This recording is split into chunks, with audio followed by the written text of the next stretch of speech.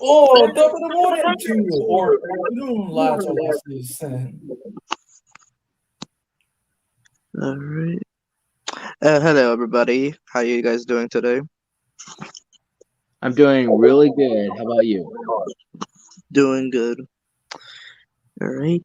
Just putting the rolls down as we speak, but we could talk while I put them down as well. So, how is your day today? We are doing good, as we already said.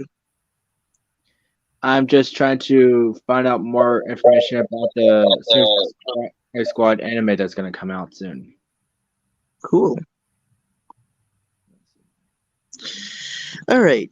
So yes, today we are celebrating Carl Alazraqui's birthday. One of the best actors out there. Truly praise this guy, especially from the Fairy Godparents. No doubt about it. My introduction to him overall. Yes. And to honor this, let's go and make a wish to the first roles we're going to talk about. Yeah, but let's just give some dedications to his very first one. Yes, Rocco Rama, Spunky, and various from Rocco's Modern Life. Because this not only kickstarted his career, but also Tom Kenny as well. Exactly. And I remember the story of like how, he did the audition basically. I was watching this video when he was doing the voices he does, and he was basically explaining like back in the day he had to like, tape record like his voice lines for Rocco and send in his audition and he got it. Oh, that's pretty dope. Yeah. And I gotta say, Rocco, he's pretty cool. I Yeah, didn't know about this character until a came unlockable character in the video game on the Wii, Attack of the Toy Bots for Nicktoons, and yeah, and it took me a while to find out that that was Kazal's Rocky, and yeah, he's a pretty okay character, and yeah, and the fact that this show has a, why is there echoing right now? probably someone or something. I mean, like, just make sure to just check. All right, let me just check. Testing, Not testing. me. Okay, it's gone. Okay, as I was trying to say. Yeah. I didn't really watch the show, but I found out that has a little bit. There's some. It's the echo. Oh, It's oh yeah. I was Like gonna say it has a little bit of dirty jokes. Like, how did you get introduced to Rocco's Run Life? Who you asking? actually, yeah. Like both of us or just like one of us? Both of you. Oh, okay. So if me, yeah, back when what was it? Yeah, Nickelodeon and everything else was going well. I was watching late night cartoons like Rugrats, Cat Dog, Hey Arnold, and when how I first got introduced to it, before watching the show, I actually got introduced to it by a commercial with Heifer in it. Hmm. Yeah. And I watched a little bit of the episodes, and it turned out to be a pretty good show. And yes, I did notice the dirty jokes along with it, but it was, what made the show what it is today. Yeah, back in the day, Nickelodeon was spontaneous to add dirty jokes in their cartoons. This one being one of them. Yeah. And you first? Yeah. Okay. Something needs to be done with this. I can't send this echoing.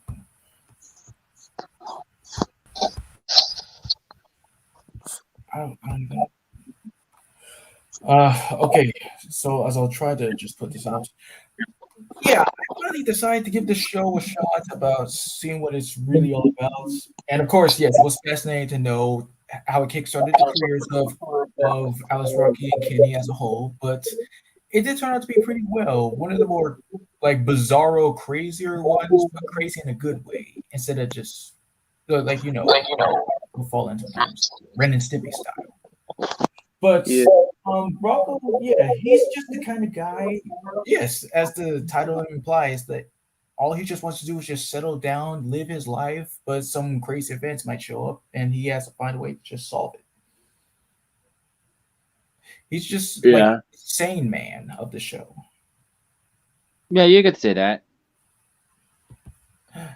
And it was really shocking to also know that also playing like his pet dog Spark and Spunky, who Yeah, that's kind of like some SpongeBob vibes right there because Tom Kenny is both SpongeBob and Gary.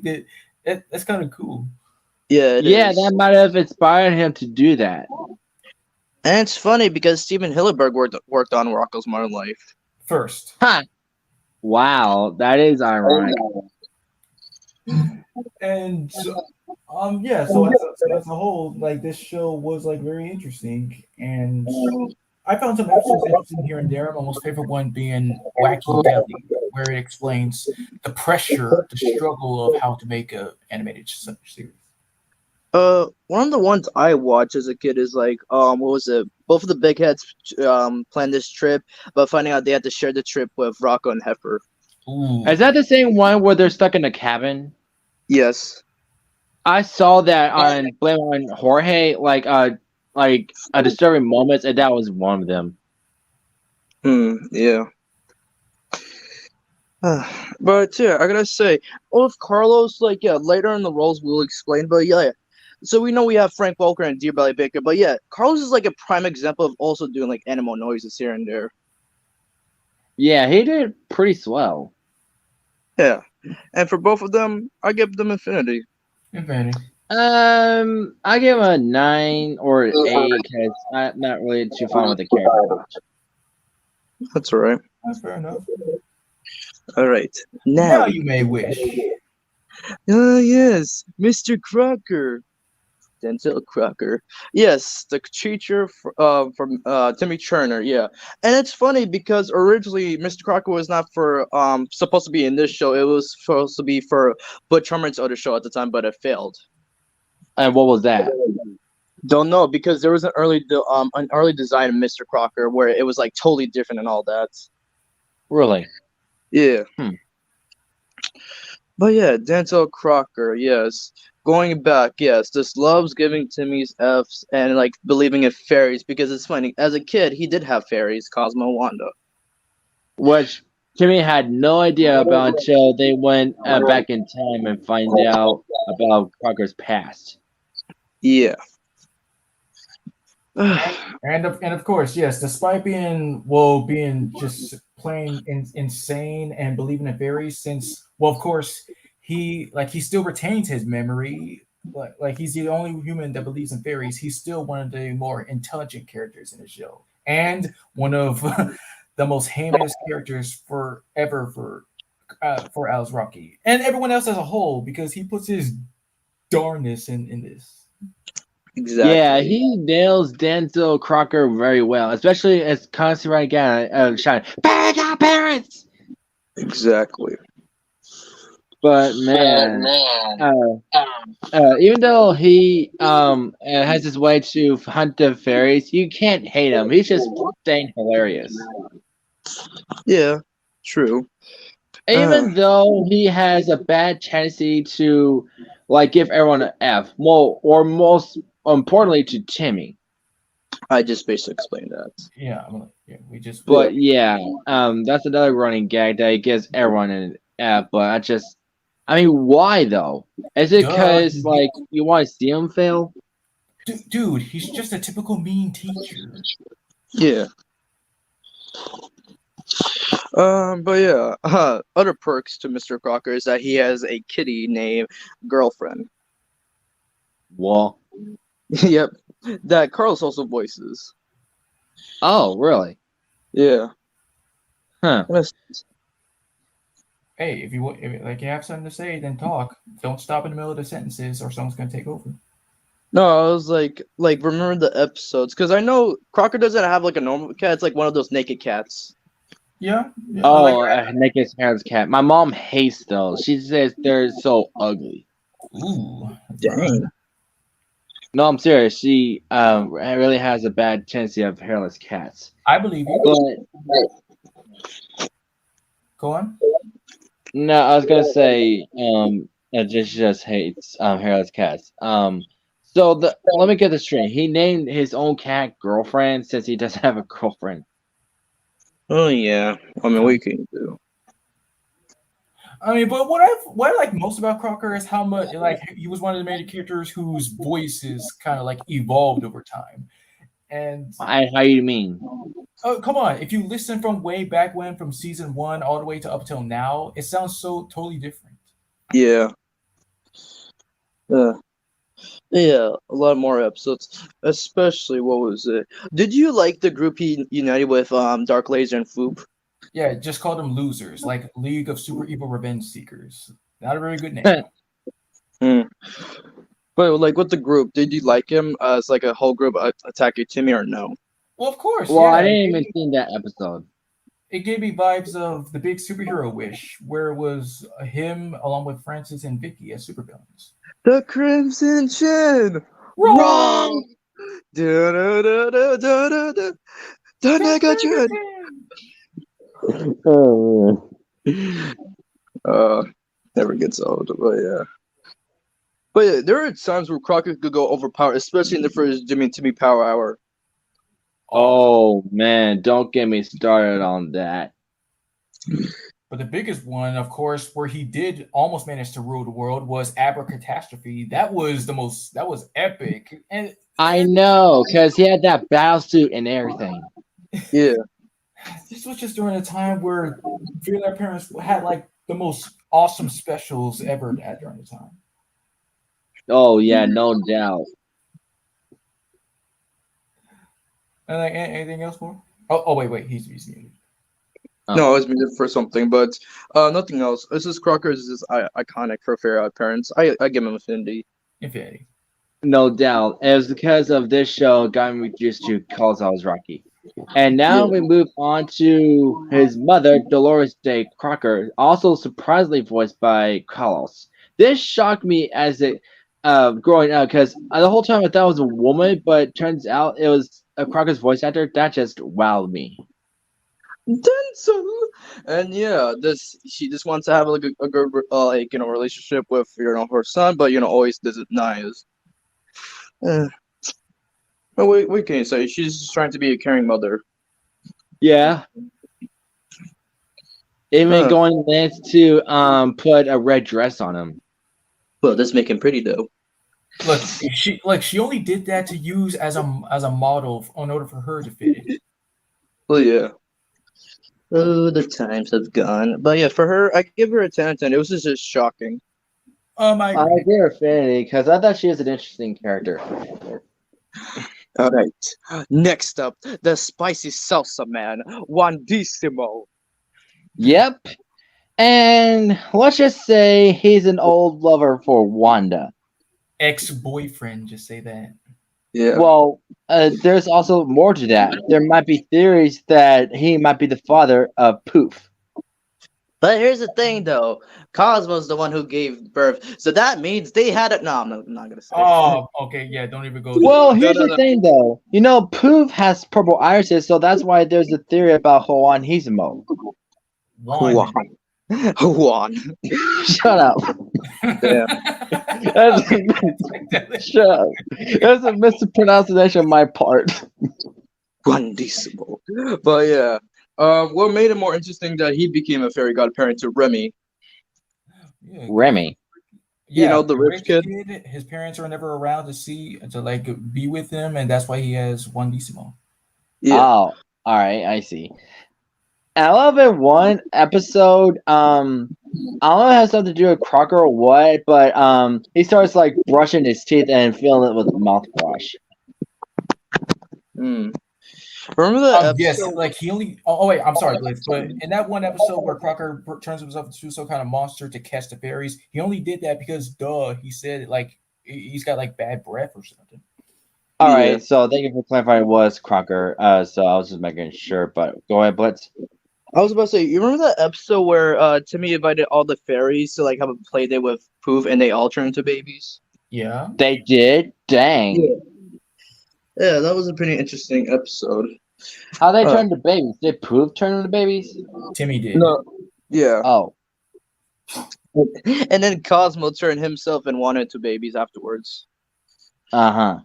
Yeah. Very interesting. But yeah, Juandissimo, he's funny in a way, but just focused on himself, in a way. But I give him a 10 out of 10. It's just, the accent that got me with Carlos. That was really good. Yeah, he nailed it pretty good.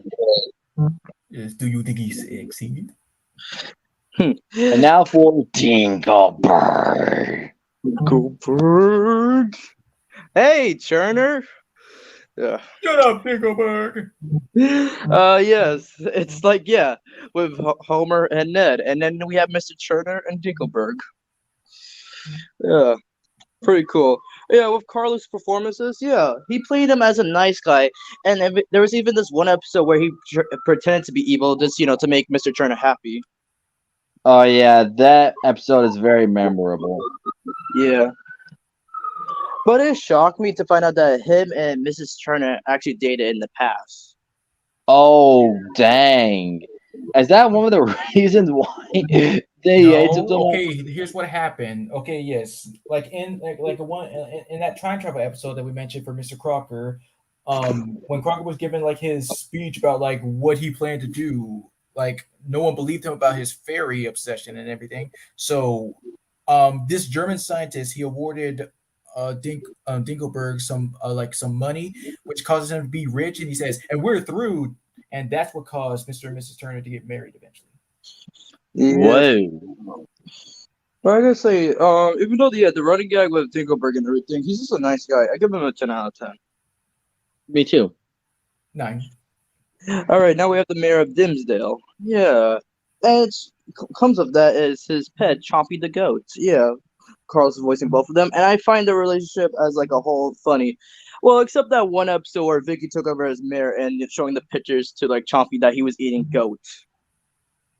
Yeah, it was pretty rough. I mean, rough but hilarious at the same time because I just can't get enough of like his yelling. That's all.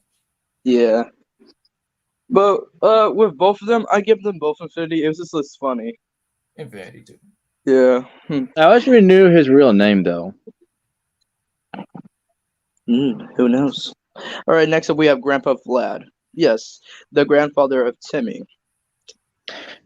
You know the fact that Grandpa Flat reminds me of another character named Grandpa Flat from Hunter x Hunter Village. Yeah. So first, would you like to explain the story? Okay, so it turns out that yes, Vlad and oh wait, what was the grandmother's name? Like, what was it? What was it? Gladys. Oh, okay. So yeah, the grandparents, of course, they're the parents of Mrs. Turner, and they're from this country called Uzbekistan, and they really don't like Mr. Turner because, well, yeah, in-laws, it can vary. Yeah. So while they were staying for Yak's Giving, if I believe I was like right. Yeah. Yeah. So they were just staying there, and they were kind of like a little bit decided to just go back there and um like I know that I saw the episode multiple different times. It's just been a while, but But it shocked me to find out that at the end of the episode they're actually rich and owns like a fast food chain. well, yes, thank you for that. Yeah. But for him, I gave him 10 out of 10. It was just outstanding with Carlos's voice. Yes, 7. All right, Billy Crystal. Huh. Yes, like a fairy that's based off Billy Crystal because yes, Carlos does a good Billy Crystal impression. Which I didn't know that you could do. Go ahead. But yeah, the episode I first saw him in, of course, was like the one with Mama Cosma trying to take Cosma back. Oh yeah, I do remember that too. And I actually did believe that Billy Crystal himself was on there, but it's just amazing about how much more I got to know Alazraqui at the time. Pretty cool. I give it infinity. It's just like on point. Exactly. And now for the rats and spats. Ooh, yes, in the episode Shell Life, the one with Tom Sawyer. Yeah, it's going to parodies and all that, and this is basically a parody of Dr. Seuss, I believe, right? Oh yeah, Oh. like the Rat and Spats is supposed to be the Cat in the Hat. Yeah. Oh, I get it now. He was just this nice fellow for a while. He was just like a nice friend until like Tom Sawyer made fun of his shoes and he got so angry. Ooh. Yeah, this is just one of his funniest ones where you just why don't say about my shoes? Good times. But yeah, for him, it was just infinity. It was just funny. Infinity. Yeah. All right. First, talk about the next one. Ah, geez, here we go. Okay, in the stupid special, which is trying to explore Crash Nebula's origin story. So Sprigsby Bag is the new kid, and everybody hates his guts probably because they're racist. Like I'm just playing. But one of the bullies was this alien cat named Fellows, and well, of course, he can get easily distracted by cat-like things such as yarn, but that's all he is. He's just one of the bullies. Yeah. Didn't really like him. I just gave him a -0. Yeah, By the way you described him, I'll give him a -10. Well, you just have to see the Switch for yourself to see the whole plot of it. Well, I still agree with you nonetheless. Okay. And yeah, Superbike, one of the earliest episodes. Yeah, Superbike was something else. To me, just or like wishing for a bike that's actually a person at the same time. Yeah, I like the voice Carlos provided. It was like a Superman vibe. Ah, But learning that he actually could switch modes, especially having like this dragon evil mode. Okay. Yeah. You just have to see the episode to like see what the point was. But yeah. I gotta say, Carlos did really good, especially. Wait, yeah, he did return in one episode. What was it called? yeah, it was the one where Gary returned. Gary returned along with Dark Laser and the Sphinx, and yeah, Gary. Yeah, that Gary. From the party and all that. Yeah, good times, good times. But yeah, Superbike. I give him a 10 out of 10. well, 8. And I know there was a lot of extras out there, but these were like the main ones that that we remember. Fair enough. Yeah. So for a whole, for like just being this great show, one of the best classics of Nickelodeon at the time, yes, I give an affinity for Carlos's like career. Yes, sir. No problem. Hey, cat dog. You're a cat dog. A cat Cat dog. dog, cat dog. Da, da, da, da. Yeah. So we got Winslow. Yeah. One of the earliest projects he worked on along with Rocco's Modern Life. Yeah. So Winslow, yes. He has a Brooklyn accent, and he was the one who found Cat Dog when they were like babies. Oh, Yeah. wow. And he just lives in the mouse hole where where Cat Dog's house is. And he tries to be the reasonable one at times. Yes, he does. And I just like the laugh he gives every time. So basically, he's their adopted father. No, they have actual parents, a buzzard and a frog, but like Blitz said, he found them, and like that's not really. That's just I don't even know what to describe that as. Well, I did find out about their origins anyway, because like status stories on Blame on Jorge, he did explain about that. Also about Winslow, he's like, yeah, he does have full like sarcastic remarks to like anything Cat Dog does, like stupid or anything like that. But it was like the broken accent that got me. Like it was funny. Exactly. Yeah, who knew that Carlos can do a Brooklyn accent? I mean, it's that easy. Mm-hmm. Yeah, for Winslow, Infinity, he was just funny as hell. Infinity. Yeah. And now we have Lou. He's the dumb one of this group called the Greaser Dogs. Yeah. And I'm surprised about this voice kind of giving a dumb voice, because it's a similar voice that Carlos gives to a certain character in Camp Lazo that we talk about later. But yeah, Lou. Oh, yeah. On times, you can feel bad for him, especially this one episode where Cat Dog actually helped him when he got kicked out of the crew. Ooh. Yeah. But nonetheless, I still appreciate it. So for him, I give him a 7 out of 5. 10. Yeah. But 10 out of 10 for being a Cat Dog. It was awesome. Alright, next. Attention campers, attention all campers, it's time for Camp Laszlo. Oh, yes. And yeah, it's crazy that the creators of Rocko's Modern Life made this show happen. And believe it or not, I actually thought that Tom Kenny was Laszlo at first. Like this happened again also with Foster's Home for Imaginary Friends. Like I thought Eduardo was voiced by Carlos Alazraqui, but you have to know it was Kenny as well. I mean, hey, these voice actors can provide anything. Well, But with Camp Lazlo, yes, that's a throwback from Cartoon Network. Yeah, and it's funny because Carlos plays one of the main characters again. Yes, Laszlo himself as a toddler character, and this was my second introduction to Carlos Alazraqui, and yeah, he did really good as his monkey character. But what are your thoughts about Laszlo himself? He's Um, awesome. yeah, he's basically just the SpongeBob of the show. Just happy-go-lucky, always up for adventures. Just wants to have a good time. Yeah, Hmm. Yeah, Lazlo, he could do anything. He's pretty awesome. Well, except the last episode. Now that was something else. and how you mean? It's a plot twist. Like it was a big twist. It was a Well, I big know plot. about that the real Scouts master being locked up, but I mean, was that the Yeah, only plot that's twist? that's that. Yes, that's it. Okay, Yeah, right. and the character, like, people are saying like the character looked like a heifer. Yeah, I know, and even Yeah. voiced by Tom Kenny himself. This whole time they were being run by this guy who was faking, but still, like, I gotta appreciate that. Like, it was the best thing. Uh, and then we set sail. But Laszlo, I give him Infinity, one of the best. Yeah, Infinity. he's a pretty okay character. And now we move on to Clam. Clam. Yeah. So what I said about Lube, yes, he uses the same voice for Clam. And Yep. like I did find him fascinating. Like there was this one episode that shows, even though he might seem like a little bit dim, he's actually like really smarter than you think. Yeah. Oh, I should did not know that. And remind me what species he is. Like yes, he's said to be a rhinoceros. Like it's obvious. Well, the way they designed him is really hard to tell, but I can kind of tell because of the two horns and the tail. Hmm. But yeah, for Clam, yeah, he's like one of like best of for like Laszlo's friends, and then he does have his like random moments and best moments. I give him also Infinity.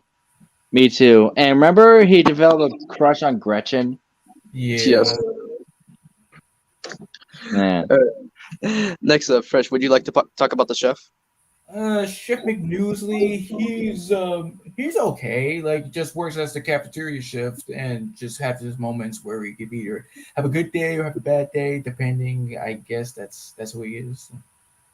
Boop, boop, boop, boop, boop, boop, boop, boop, boop, boop, boop, boop, boop. I Beep. remember.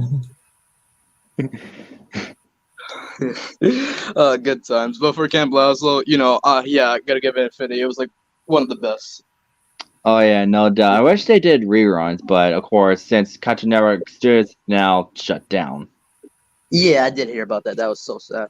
But how I first watched it, yeah, it was by Cartoon Network because if you remember, Brack and Zorik had their own segments, and it would show like 1 hour like shows like from Cartoon Network, like what was it, Camp Lazlo, Billy and Mandy, and anything else. Like if you remember that. You know what I should definitely want is for Camp Possible to be on HBO Max. That I would definitely want. Maybe. Like even though HBO is dead and it's just Max, but like Well, I'm still going on HBO Max to avoid confusion because I'm not gonna call it just Max. oh boo hoo. It's not that freaking hard. A math league can figure that out. But all right, moving on to to Miracle City. Is he muted? Yep. Oh. But in the meanwhile, let's see.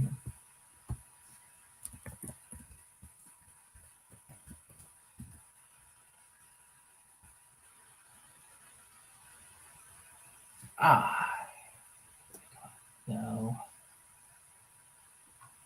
Uh,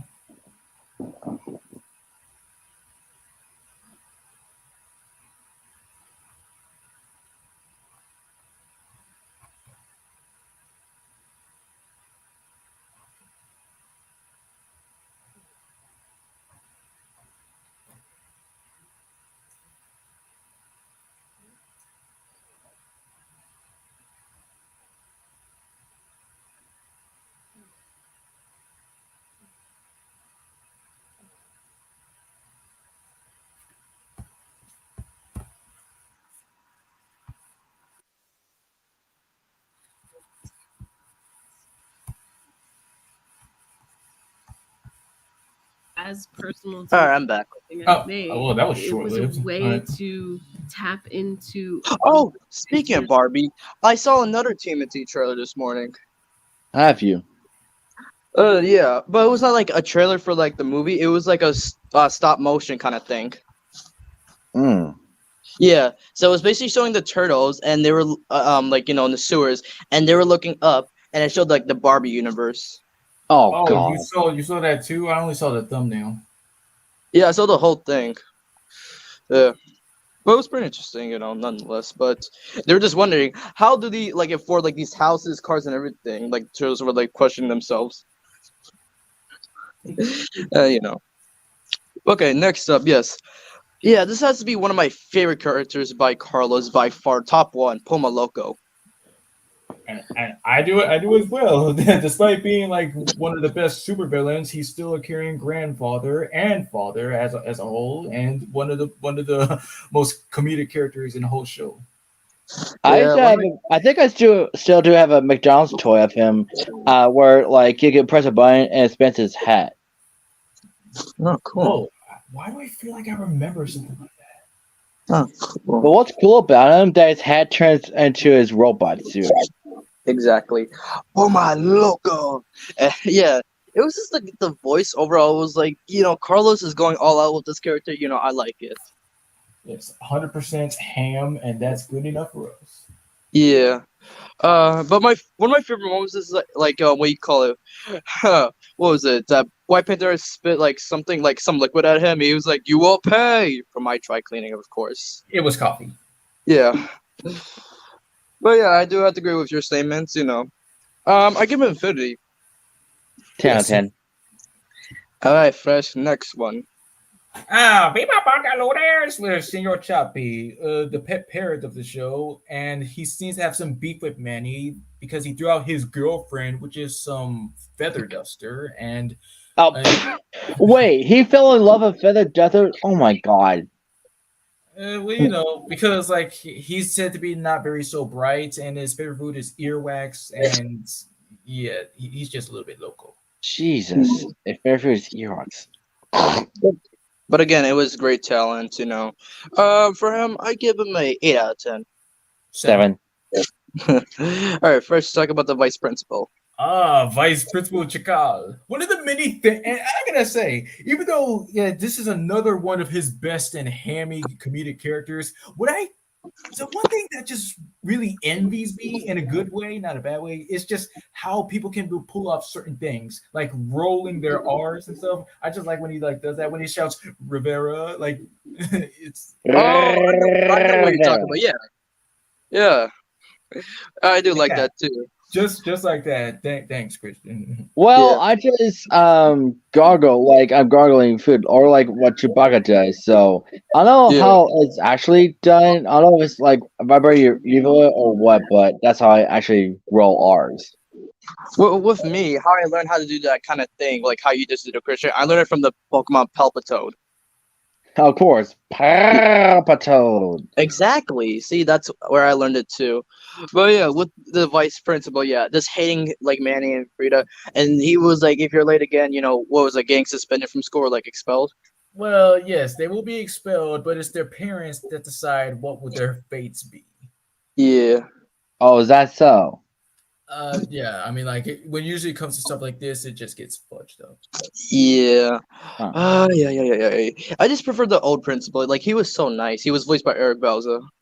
And who was the old principal? What was his name? I think something like what was his name? El Tigre Principal. I know it started with a T.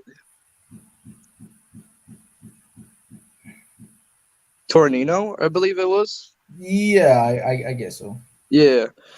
But for this principal, okay, yeah, as a character, I give him like a 5, but like just the yelling and all that, like infinity for Carlos. Yes. 9. Now for Lady Gobbler, yes. Oh, yeah, another old lady character that Carlos has played.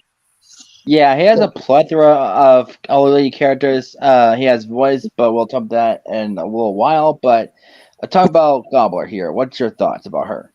Yeah, she is one crazy like old lady, but yeah, she does have a reason for all this. Just trying to defeat the Riveras, especially learning that her and Pomaloko almost got married.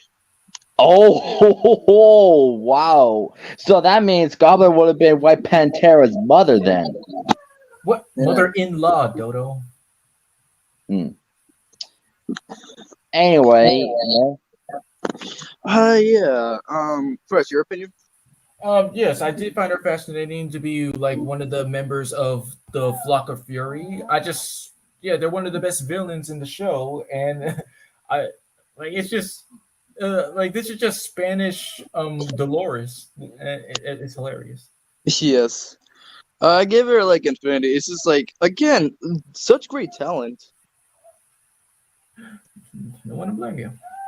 And like one of those episodes that I want to like say about her. Remember when she lost the bet to Manny and she had this glass eye? Yes, yes. Yeah. That it was like very clever because knowing when my Pantera would come to the crime and they're already gone. It was very clever. But the next character, Zebra Donkey. Ooh, now this was a fun character, but sad what happened in the episode. But yes, there was a competition basically saying like whoever gets like the name chosen gets to get Zebra Donkey for like what, spring break? Yes. Yeah. So Manny won, but here's the thing though. He took him to get ice cream, but he's not supposed to have like banana sundaes. and why is that? Because he's allergic to bananas. Yeah. Oh. And then he, died in that. And then he Oh, came back, no. Would but you he let the came back man as a zombie zebra donkey. Ooh. Dang, gummit. But what made him memorable is when Manny was almost about to be killed by Sartana, he sacrificed himself, but since he's a zombie, he came back to life again. Of course. But god dang. If Manny knew they was allergic to bananas, none of this would have happened. Well, I gave zebra donkey like infinity, and learned that in real life, zebras and donkeys actually made. Hmm. Did you know that, people? I'm sorry, like you're far away from the mic. I was like, in real life, zebras and donkeys actually made with each other. Whoa. Yikes. I did learn that, yeah. But the next one, Fred, talk about. Tarantula. I just basically just love the voice. Anytime that Carlos uses that Spanish accent, it's just hilarious. And I knew that was Carlos right away because yeah, when he said the accent, it kind of reminded me of Rocco when he has an accent like that. You could say that.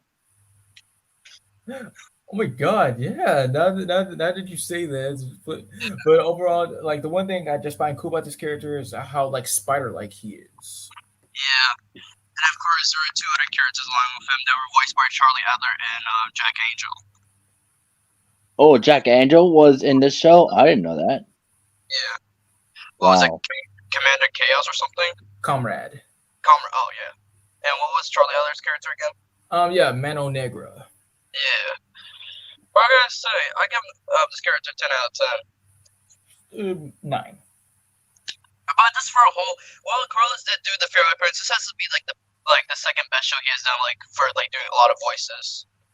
Yeah. Guaranteed. It takes versatility, and that's magic as a whole. Next up, Captain. Yeah, this was a long while coming, and it's a good story. I first got to know Monroe from like Cartoon Network's Birthday. It was featuring the characters interacting with one each other, and it features like the doll characters playing cards until Gumball showed up. Oh yeah, I love that one. And uh I love how like Jake said cat and Doogie said that was a cat. Yeah. But yeah, I first watched the show back in 2021 because I was exploring new shows, and yeah, that show grew a lot, especially the characters, especially Monroe. Like, yeah, I just like when it comes to Carlos and accents, yeah, doing a Scottish accent was like excellent, and it sounded like Shrek. Yeah, or you could also say the Scotsman. No, it was Shrek. No, Scotsman is way much more exaggerated and loud. I know, but who knew that Carlos could do a Scottish accent? yeah. Any more opinions first about Monroe? Well, of course, like he's said to be just the magical advisor of the Tershwan Zay. He's been around there with Jasmine Lee and currently Juniper Lee, and he's always there to just help out as much as he can. But what I like about him most is about his one-liners, his jokes, his deadpan nature. It's like he has like some of the best jokes in the whole show. Yeah, Like, one Cartoon Network City Bumper, like he's at laundromat, is like, my fur all clean only. yeah. But yeah, I also like Monroe because yeah, very responsible, especially when he's around Ray Ray. Even though Ray Ray does what everyone wants, just trying to like tell him advice. Fresh, remember that episode where his father came to the episode? Oh, the Easter episode. Yes. Yeah. Oh, that was something. But Monroe, I gotta say, Infinity, he's like one of the funniest characters. Yes. And that's what I'm saying. Like he's the reason why I keep on coming back to the show. And Michael Lee, the father of Juniper Lee. Yeah, he's a good father. And that's all he is. Yeah. I knew there was other characters, like Fresh. Any other characters from Carlos? Okay, what else was Well, according to behind the voice actors, he voiced a blue fish with sharp teeth. Does it have a name? No, just fish. Oh, okay. I did remember this, like, what was it? This kind of like, I don't know how you describe him, pixie kind of character where, like, it would do, like, Juniper's homework. Are you What? talking about the one called Helper Elf that has like green skin Yeah, and purple yeah, jacket? yeah. I remember that, yeah. Yeah, the helper elf. But, what do you call it? Juniper turned it and what do you call it? Her paper, like, what was it? The Chichi said she plagiarized, like, basically copying from, like, the internet or something like that. Yep, plagiarize. Yeah. But yeah, that's another character to remember. But not really so much with the other characters. Like, no. All right. But for the show, I give it a Infinity. Like, yeah, watching the episodes back in 2021, like, best decision ever. Yes. All right, next. Bane. Ah, yes, Bane. When we fought before, I break the bat. Today, I break the man. To be Yeah, honest, it was all because of Just League Doom I got used to Alazraqui Bane, and he effing nailed it. yeah. And to be honest, before I saw that, I first got introduced to his Bane in Batman vs. TMNT. Oh, that's a good one. Yeah. But yeah, just adding a Latino accent and always nailing it. I did watch the behind the scenes like video and his Instagram like how he came up with the voice because he was comparing it to like other versions like Tom Hardy's version about like how he went with his version. Yeah. But I gotta say But he's like for me, Carlos Alazraqui is top a notch for me for Bane. same here. Yeah, what I do like most about Bane is how he can either be Latino or American or British, and that's awesome. But I have to go with Carlos Alazraqui because he's just that good. Exactly. For him, always Infinity. No doubt, Bane is nobody to mess with. Unless you can be able to cut off his venom, then yeah, he's weak. I mean, he's weak against turtle shells too. Don't forget about that. Well, yeah, no doubt. That was always betted. I would break her back. Ah, mother. Bad cutting. No. All right, next. Yes, a time where like everything was going good. Yeah, I remember the short. Yeah, where he voiced two characters, Mesmo and Torts. Yeah, Mesmo. He's part of the Wiz Tastics. The wizard group. Yeah, he played the one that had wings and everything. And I just like the voice where he went really like down a little bit, like emo a little bit. Oh, that's nice to hear. And Torts, he's part of the what was it, the Glorp Grops, the green ones. And yeah, it was like the voice. It was so very nice. Like he was like one of the nicest characters during the shorts. It's funny, and because these two characters, Carlos' voice actually mixed in this short. Wow, two Carlos characters combining together. Yeah, but I gotta say, I gotta give it Infinity. It was just so like awesome and honorable for him to be part of the Mixos franchise. No doubt about it. Yeah. All right, next. Carlos, Sergio, and Vito. Yes. First learning about Ronnie An's family. Yeah, Carlos, yes, being the uncle and all to Ronnie Ann. Yeah, just being like a college teacher and like always telling everybody about facts that like they might know but just wanted to tell them anyways. But what was so shocking is when we got to the Casa Grande show to learn that he's actually a great skateboarder. Oh yeah, that was shown in the first episode of the series, and yeah, that was a shocker too.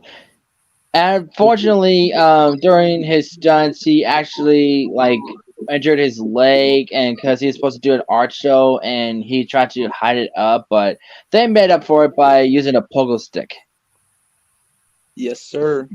For So Carlos, yeah, Carlos is actually a great father, and yeah, like give them the responsibility that they need and stuff. Yeah, he's just that good. I give him infinity.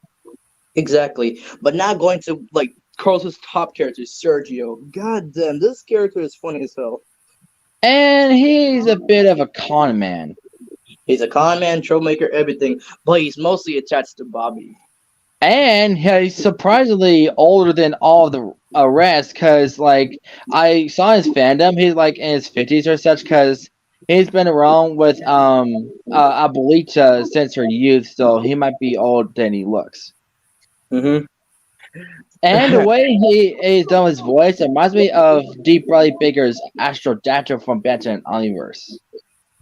It kind of reminds me of another character, Carl's voice, but we'll get to that eventually. But yeah, Sergio, gotta give him infinity. This is really funny.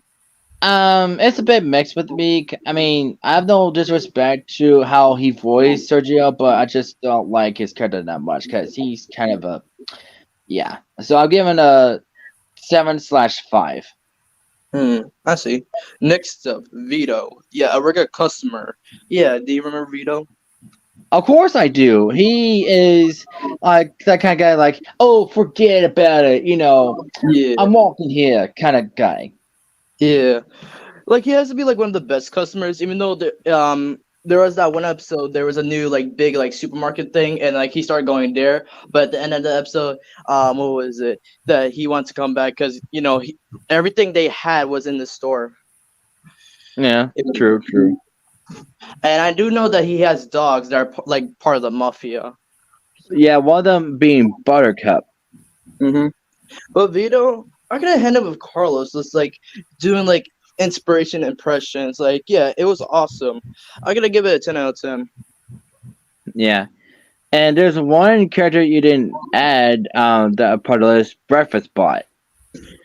I was gonna put him, but I was like, is anybody gonna remember him? But thank you for bringing that up. But go ahead. So yeah, Breakfast Bot is created by Sid Chang herself, and he's like a recurrent character. Yeah, like his name suggests, he fixes breakfast for them, and and I didn't really see the episode, but I heard an episode called "I Breakfast Bot" that he came rogue because I guess he got sick and tired of them having them doing chores and stuff, and so he like went rogue, kind of like I Robot in the movie, which I haven't seen. Have you all ever seen iRobot? No, but I've seen clips. I wish I'd seen it. But yeah, Breakfast Bot is a really interesting character. But yeah, that's all I have to say. So I give him a 10. Cool. All right, next. Oh yeah. Okay, this was a shocker when you told me because around the time I started doing StreamYard, that's where I learned that cause Alazraqui voiced Gray Matter. Yeah. His version of Gray Matter, it was okay. Yes, it was great. But what always gets me is like his laugh. I was like, oh my god, is Carlos like channeling his inner Mr. Crocker? But his voice, but it's just a different one. But yeah. Even though my favorite is Richard Steven Horvitz, Carlos actually surprisingly did really good, matching up the voice perfectly.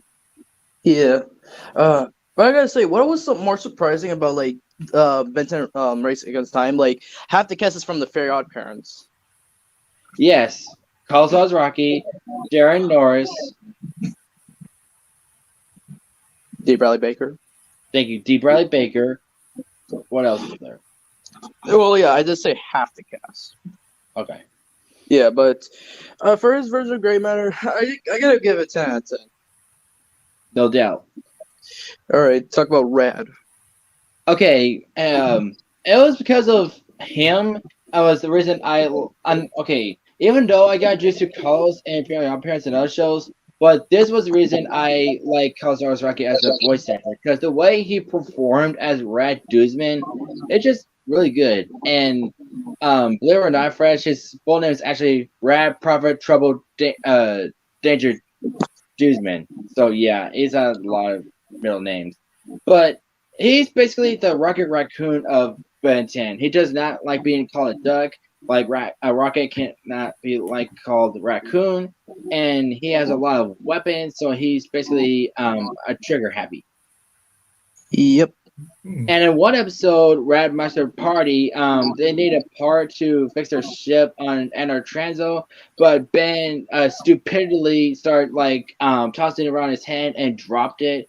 And throughout the other episodes, like in Charm's Way, or I forgot what episode that was, but he started not talking to Ben because after what he did.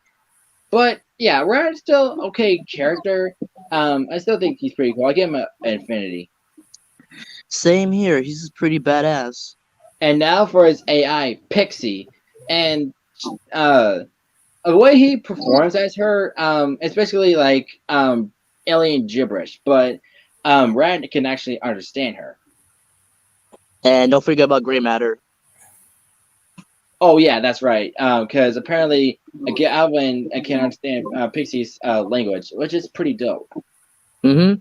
Another shocking one by Carlos. I give her like 8. Me too. And another character that appeared in Red Monster Party is Scout, a Lobo in the same species as Beowulf slash Blitzwolfer. Yeah, he appeared because he apparently elf friend of Rook from the Palmer Academy and given the part they needed, and he helped them escape from, well, not really escape from Enter Transit, but just like help them out a bit. And yeah, he's an alright character. I don't know what else to say about him more, but I give him a 9. Exactly, 10 out of 10. I wish we could have seen more of him.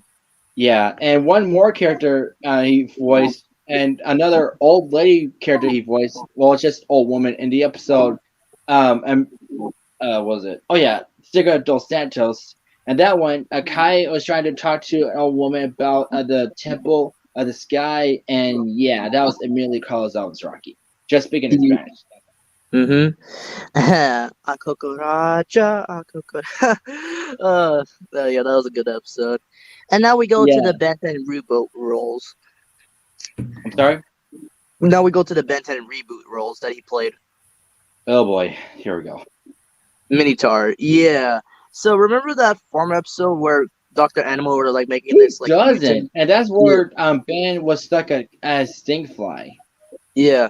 And for Minotaur, yes. Carlos uses like the same voice he uses for Monroe again.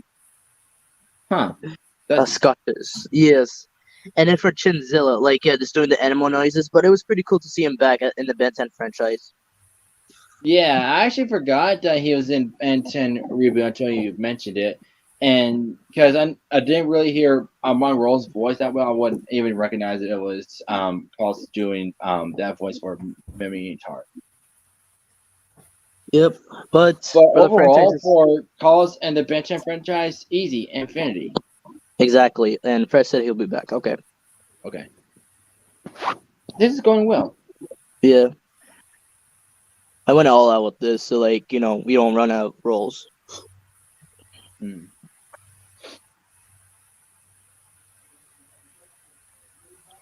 I found out what. Yeah, I just remember another one, but go on. I found out that there's Yo Gabba Gabba Funko Pops, but they are expensive on Amazon, like over $100. Dang. Yeah. Oh yeah, and since I said that, last night I edited and downloaded the episode for Dawn, so it's ready now. Cool. Yep.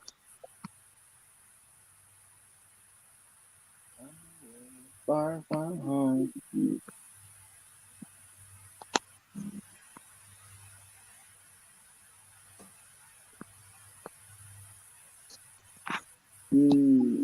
Now, if you're in your own journey in the anime Pokemon world, pick like two or three companions to travel with you out of all of the regions. Okay, so it's usually two, but despite like the anime adding more, I'll just keep it as two. So for male wise, I gotta go with Brock, the OG. Of course. Yeah, a Pokemon breeder, good cook, and very well with Pokemon as well. You know, does the same thing, but with the girl companion, yeah, I'm gonna go with Serena. Why? You know, she's very nice, and learning that she had a crush on Ash, you know, and you know, she was like one of the nicest, like Poke girls out there. Despite with Misty, yes, OG, little bit fights with her and Ash, but still one a really good character. Dawn, she's a good character, a little bit competitive, but yeah, Iris, you know, she's good and all, but you know, I want to be hearing like, yeah, you're such a kid all the time. Well, what if you're an adult like me? I'll be the one calling her a kid, so that joke's on her. But for me, I would go with maybe four. But of course, I'll pick Brock, not just of the cooking thing, but he's an awesome guy, and if he sees a girl, I would love to like pull him away. And also Silent, also the cooking part as well, because I would love to see Brock and Silent like cook together. I mean, they have met, of course. And for Yeah. the females, Dawn, she could be a nice person to talk to, and also Serena. And since she can like design clothes and stuff, so that would be a nice touch. So yeah, that would be my companion team. Hmm. And yeah, I have a surprising roles from a certain video games for Carlos. I almost forgot, but I'm going to put it right now. Where is it? Oh, over here.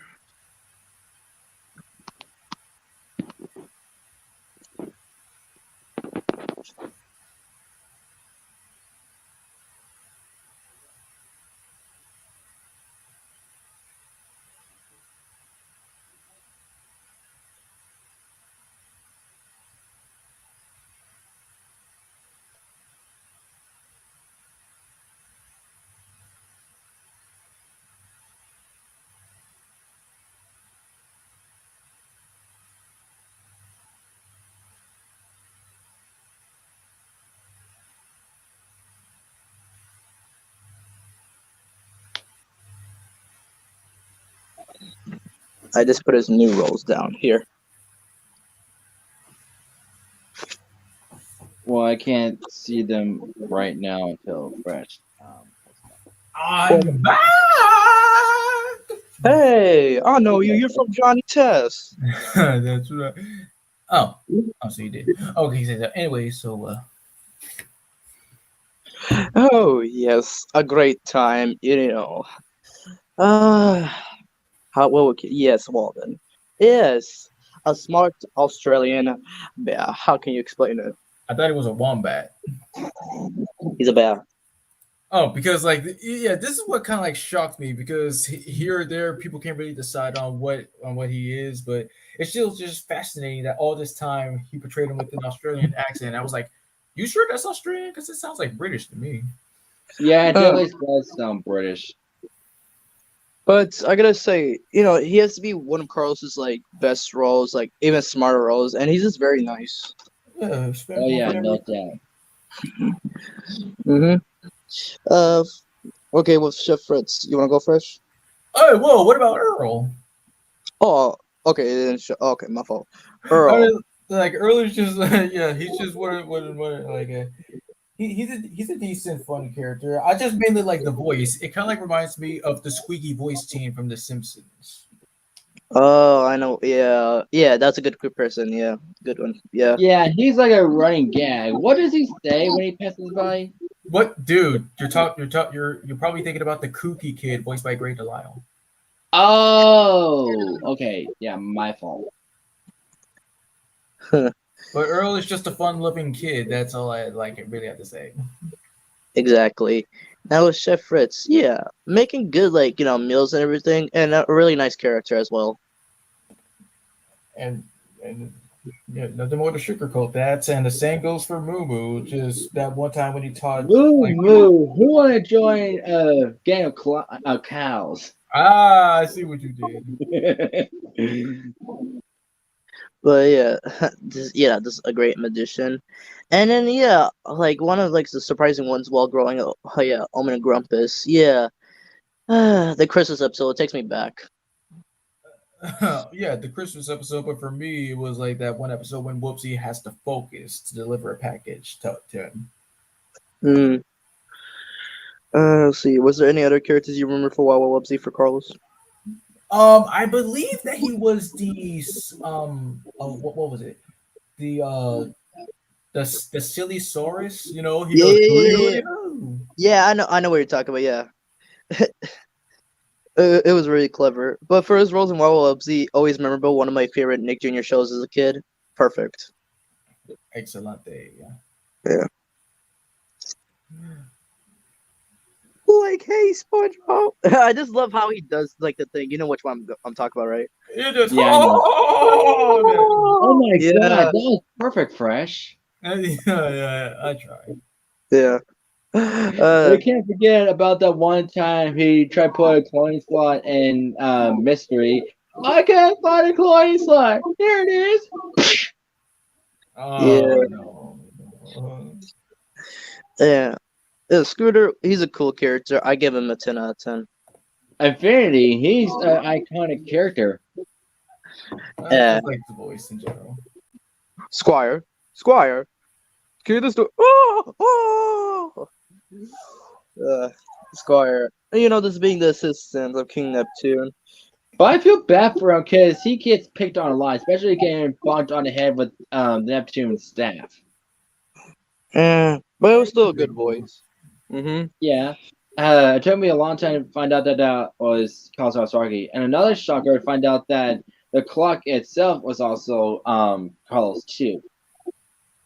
Yeah, I did like the voice. Like whenever Carlos does these, like kind of goofy and like funny voices. Yeah, but yeah, the thief from this movie, yeah, out of the car boys. Yeah, and it was so cool that he reprised that role when it was showing the episodes with the recurring villains. Cool. Right. Yeah. So Oh, nothing much, but I do know that he does voices in Camp Coral, but these were like the main ones. I don't really care about Camp Coral. Yeah, don't blame me. But for his roles in SpongeBob SquarePants, again, you can't, it's funny because Steven Hillenburg, got like a lot of connections, so it was great for him to bring Carlson along. Oh, no doubt. Otherwise, wouldn't have these awesome characters, especially the Surfer Boy Scooter. Mm-hmm.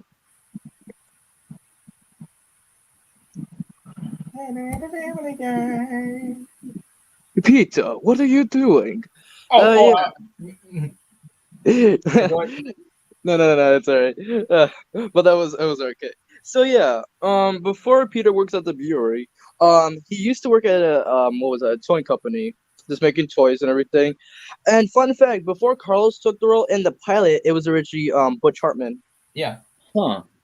Yeah, and I then when they actually learned about this guy through Watch Mojo. and when they redid like the whole episode and everything, Carlos took over. I gotta say, yeah, Carlos, yeah, definitely did good. And this is the reason why Carlos is in the Farewell Appearance, because Butch Hartman learned more about Carlos, and now he's the voice of Mr. Crocker today. Well, that explains a lot then. Yeah, yes. And yeah, the thought of like Peter working at a toy company, like yeah, it still like shocks me to this day, because I'm just so used to him like with fears and everything. Yeah, we already know. Can't really, when it comes to work and everything, you're not really a material, but still something. I gave him a 10 out of 10. Just surprised about the performance. Yeah, surprised about the performance and his demise. Mm-hmm. All right, next. Reno 911. Yeah, so not much about the show. I didn't watch it that much. But it's one of Carlos's best live action performances.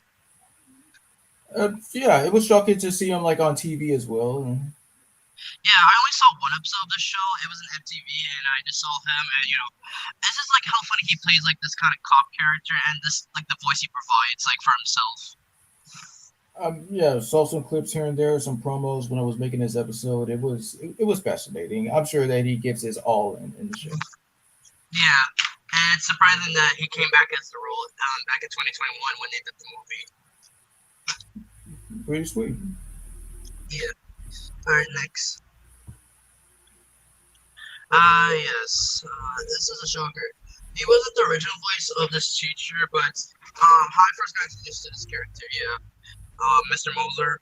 Yeah, he is the teacher of the school that Sumo goes to. Because remember Sumo had to change schools. Oh, because in later seasons I just faded away again. Yeah. So basically, this is the Valentine's episode, and Clarence wants to get Miss Baker a date, and he's thinking in his mind he could get another teacher to date Miss Baker. And yeah, this is where the guy comes in, and Sumo has a connection too because he goes to that school. And it goes like a little bit good for a while until there's a little accident. I did watch the episode twice a little bit, but they did hit it off, Miss Baker and Mr. Moser. Oh, well, that's it. Well, that's good. Yeah. I give him a 10 out of 10. He was like very nice. Even when he first arrived at the house, he gave Clarence a gift. And it's well, great to see how good of a character he turned out to be. Mm-hmm. Alright. Yeah. So first up, Eduardo. Yes, this being a great friend to Arnold's parents, and yeah, I especially liked his performance in the movie. Yes, how he did manage to fight off La Sombra, and La Sombra led us to believe that he was Eduardo, but it was just him in disguise. And well, Eduardo is still just awesome as ever. Mm-hmm. I give him infinity. He's just an awesome friend. And Ben, I know of Carlos. What was it? What was the episode? yeah, he was the dancing instructor in the episode Summer Love. Yeah, I was just thinking of the episode. Yeah, thank you. But yeah. Yeah, what were your thoughts about him, especially with Susie and Mario? I mean, yeah, with them, it was a decent episode for them to just meet and get to know one another. Yeah. It reminds me of One Decimo. Trying to load them, but yeah, good character, I guess. I give him an 8 out of 10. This game more to know with them. Okay, and with Frankie G, is this the one episode where it's this so-called cool guy that Arnold begins to hang out with? Is this the one? Yeah, cool jerk. How could I forget? Yeah, I mean, like, it turned out to be a real a-hole at the end. Yeah. But overall, out of all of them, I just like Eduardo. He was pretty much awesome. No one to blame you. Yep. All right, next. Okay. All right, Fresh, would you like to explain? This is a tricky one, and before he got introduced in the episode of what was it called? Law and Order. Yes, right, I remember. Like he first appeared in the episode in the episode first, which was Doom and Gloom, where he was one of the main criminals that was shown put in jail, which was stupid. I guess it was like an early bird cameo. Mm-hmm. But this is one of his more of course, hammiest roles. Hey.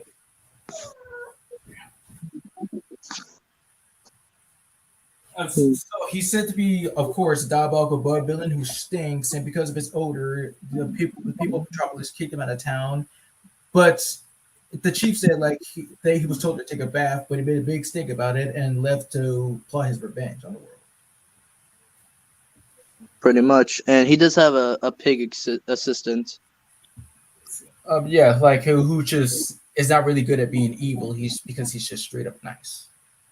Doesn't he have a southern accent? Yeah. Oh, okay, just making sure. But yeah, the stink bug was an interesting villain. Had a little bit of appearances, but I give the villain a 9 out of 10. 8.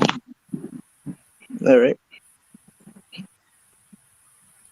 All right. And now for the more surprising ones. The many times he was given a timeless honor.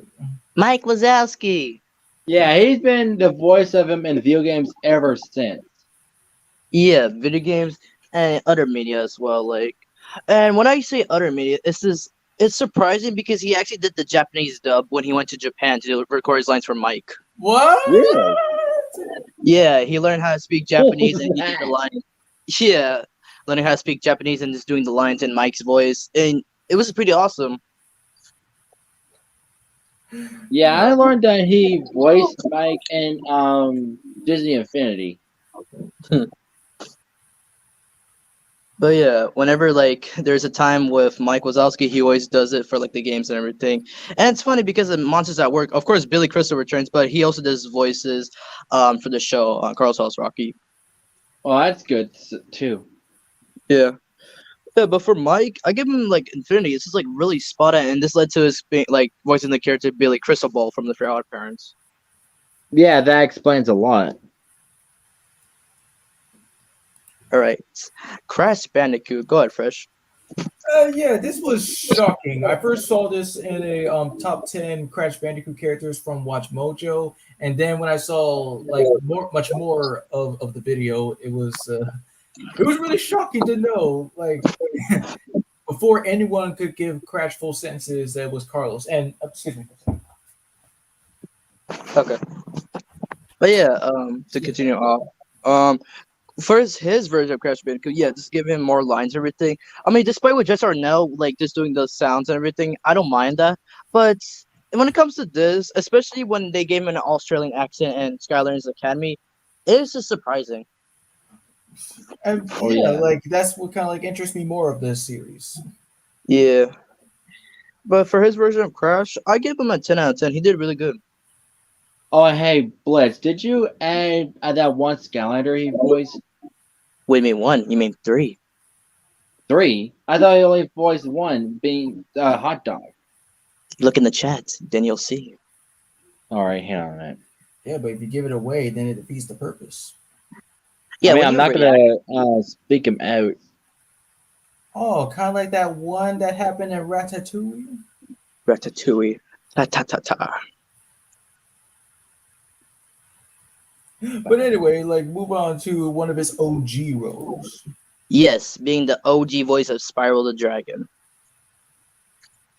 Well, I gotta say, his was fine. Like not really not really just hating it, just fine. I kind of enjoyed like Tom Kenny's more and just You know, that's the thing though. People have been like making competition, even like saying who's better, Carlos or Tom's like version, because they're like out of the two actors that played Spiral the most. But I don't really mind which one does the best because I also like Tom Kenny's, Justin Long's. I also like Josh Keaton's version.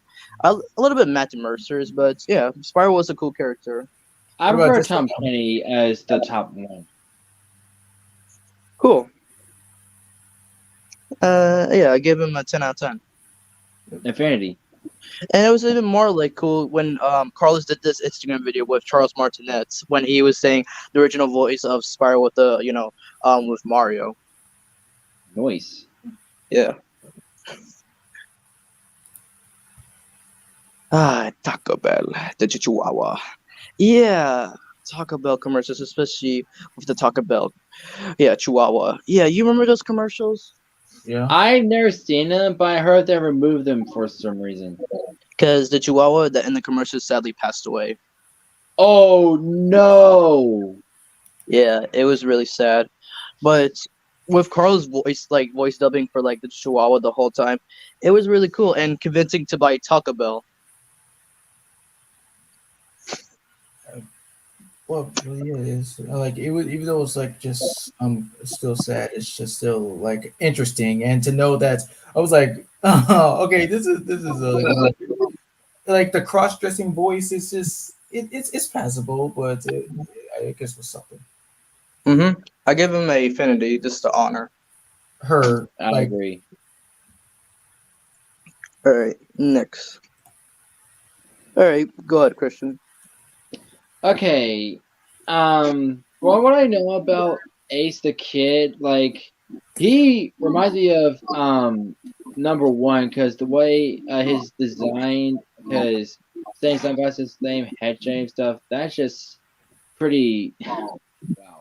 But yeah, I think that's it. That's it. no. I was gonna say, yeah, his voice actor just froze for a bit.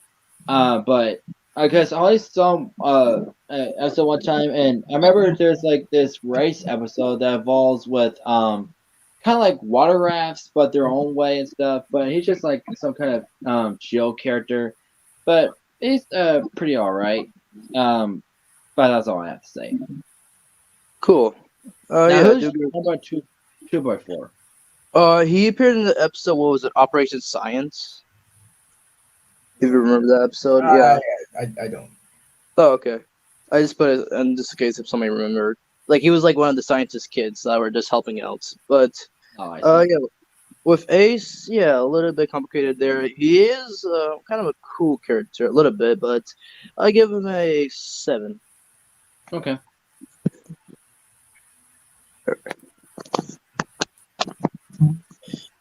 All right, Fresh, go ahead. Okay, even though I kind of saw the series a little bit when I was like growing up, and I'm willing to just experience much more soon enough. But this was an interesting show, like learning how it's one of the first ones to be animated in Flash animation, and I just mostly like the design. It's just something about Ricochet's design that always gets me just going back. Totally. Like I got more of it because I watched the behind the scenes on YouTube. That is cool. Yeah. Yeah, with Carlos's version of Ricochet, it was pretty badass. And then with Jason Marsden taking over for Ricochet, I guess he did really good as well. Yes. Yeah. But I found out the reason why he only did 2 seasons. Why? Yeah. So for season 3, he could have returned because at the time he was recording more episodes for Reno 911. Oh, that makes sense. Yeah. But for his version of Ricochet, I give it a 10 out of 10. Infinity. And then for the next character, Yeah, I don't know him. he's like the main guy that shouts in the theme song. Oh, what? Yeah, that was Carlos. And then when Carlos couldn't do it, it was Jason Marsden who took over. Yet another one.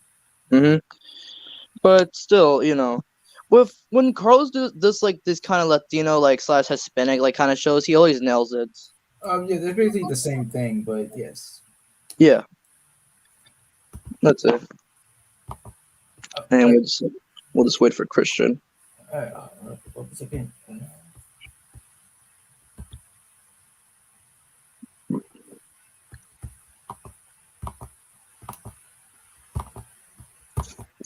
All right, yes, go.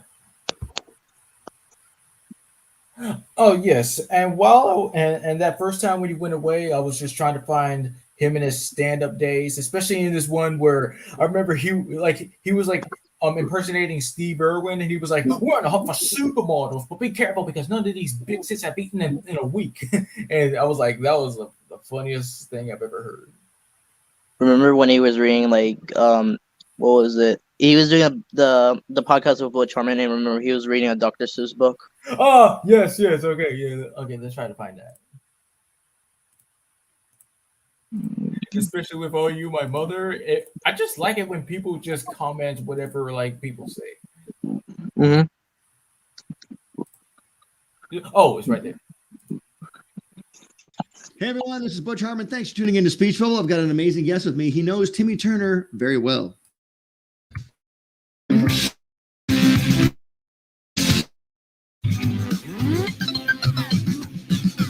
Hey Carlos, speaking of reading children's books. Yes. Yeah, perfect segue. Huh? I have in my possession here several children's books. Ooh. I have Green Eggs and Ham. Mm-hmm. I have Are You My Mother? That would be. And I have The Things You Can Think by Dr. Seuss. This one's by P.D. Eastman. We all know Are You My Mother? But what I want to do is have you read one of these books. Sure. As Mr. Crocker. Okay. Why don't we start with Green Eggs and Ham? Green Eggs and Ham. So this Flip is to Eddie Page? But yeah, just start Like a magician's trick. Start, Tell me to stop. Start at the beginning. The beginning. Stop. Okay. Wait, now before you start, I want to give it the proper introduction. Welcome to Fireside Theater. You're gonna put some harpsichord music in here. That's a piano, that old fancy piano. I'll sit down. We have before us now, being read, the Shakespearean version of Green Eggs and Ham, as read by Mr. Denzel Crocker. I do not like them, Sam. I do not like green eggs and ham. I like girlfriend. Would you like them here or there? I would not like them here or there. I would not like them anywhere. I do not like green eggs and ham. I do not like them. Sam, I am. How many times do I have to tell you? I hate green eggs and ham and fairies. Good. Carlos Alazraqui. There we go. Fabulous. One more. Mhm. I just want you to read the title of this book as Mr. Crocker. As Mr. Crocker. Very desperately. I've been looking all over. Are you my mother? Hit the word mother really. This is me directing Carlos in the voice, Yep, but yep. hit the word, yell the word mother. Are you my mother? Where are you? Where are you? Answer me! And don't give me green eggs and ham! Oh, Dr. Seuss, you. Now I want you to read the things you can think Ooh. as Billy Crystal Ball. Oh, okay.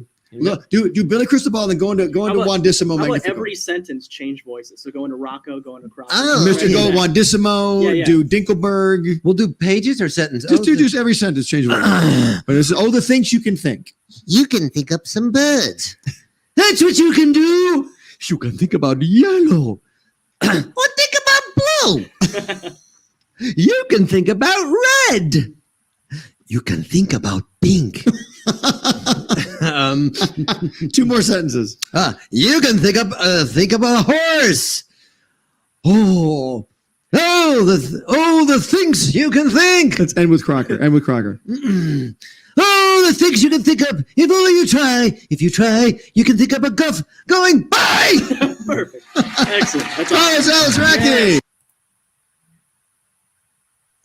Classic.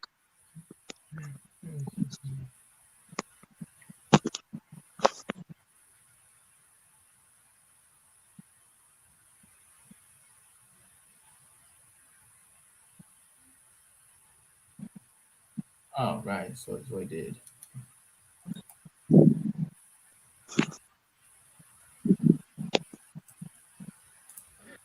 Oh, right.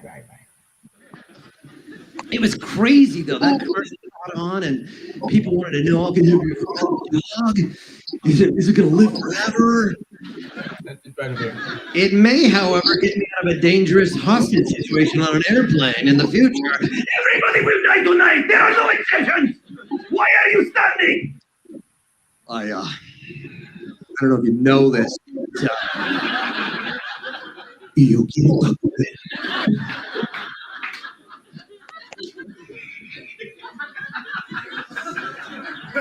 No freaking way, that's you? Oh man. You swear to Allah, you're not pulling it, right? No, hold on 1 second. No, hold on. He's sitting in coach. Sitting coach. You right out here. You can. It's just, I just got the message too. oh, okay.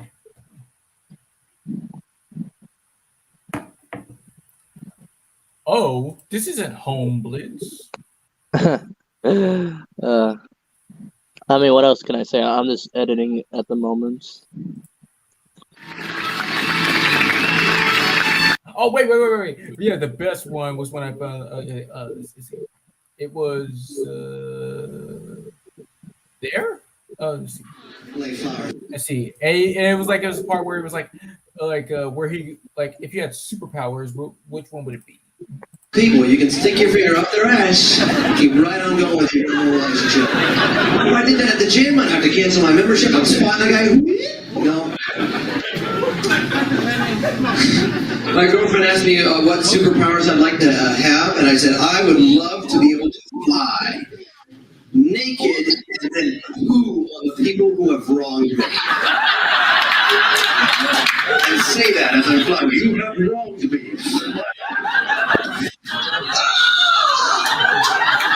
Who's gonna believe that statement? It's the guy from that show, Reno, and he's shitting on people. So we're rollerblading by Balboa Park, my girlfriend and I. They had an ice cream truck, which is creepy enough. A windowless van luring children with treats. And our first act mentioned this Small World. They were playing the song "It's a Small World," and it's kind of creepy too. Every 2 minutes, the cycle would just repeat itself, and at the end of the song, there would be a weird spring note.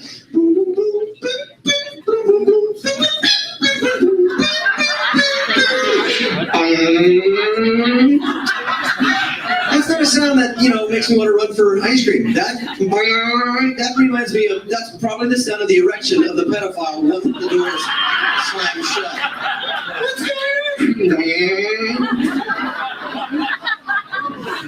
Consequently, I didn't buy ice cream that day. The merry-go-round is a frightening ride. We show our kids on it. The merry-go-round. Oh, not back yet? Okay. We just... Okay. Oh. Hmm.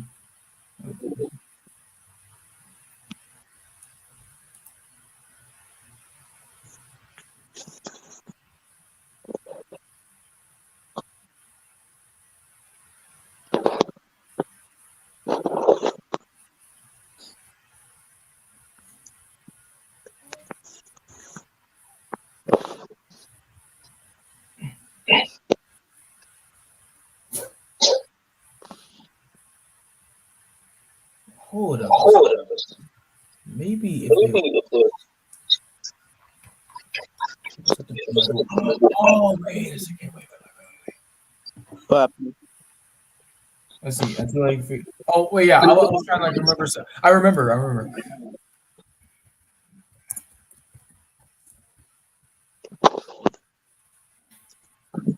Here it is.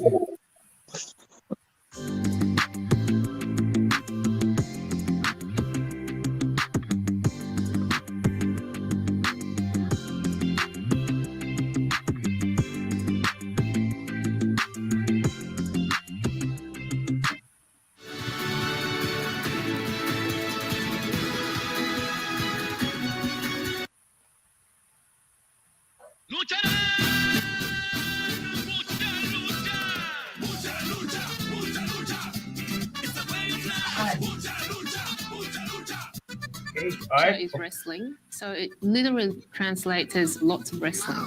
I want you to wrestle Ricochet. Get in there. True. You were right. Kid.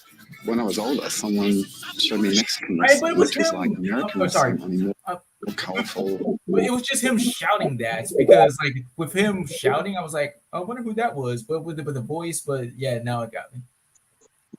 Yeah. More mass, more action, and so I was just hooked.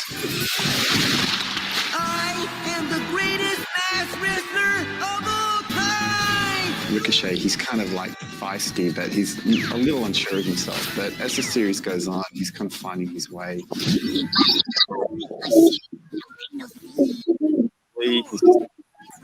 Nothing else is there. It's all bueno. Mini girl, she was the righteous one. Good girl. So you're trying to tell the players that you don't actually have a signature move? Every wrestler has a hold on me. Come on, I'll use my signature move. Let's take this to extremes. Jeez, polarizing pinball. Bueno, bulldozer of truth. Oh, I forgot that you could do Lee's that. move is so disgusting that we never see it. We just see reactions to it. It's part of each character's gimmick and identity.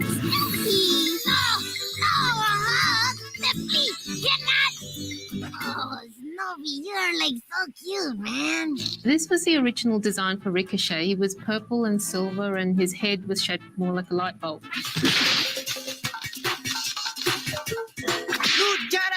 Over time, we decided to make him a lot brighter, and as the central character of the show, we started to make him red.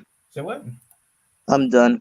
Like I said, I was editing, and I saw that message Chris sent. Said like, you can continue without me. So what were you hitting? I'm gonna send it to you right now on your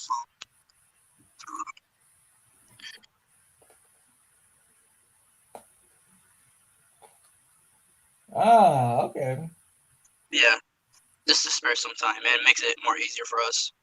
Of course. All right, so let's continue.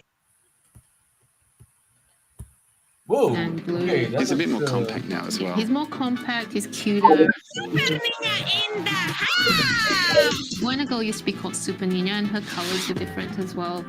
La cucaracha. Here! And the flea was La Cucaracha, and he was green, a dark green. Now he's more like an animal. He went from La Cucaracha to Roach Boy to the Roach, and now he's the flea. So, headmistress, what do you think of my signature move?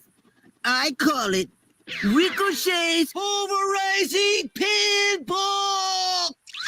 The voice of Ricochet was done by Carlos Alazraqui, who was the voice of the famous Taco Bell Chihuahua. No, I'm not going to run. Carlos really brings a youthful, energetic quality to Ricochet. It's times like these that a luchador turns to the code of mass wrestling.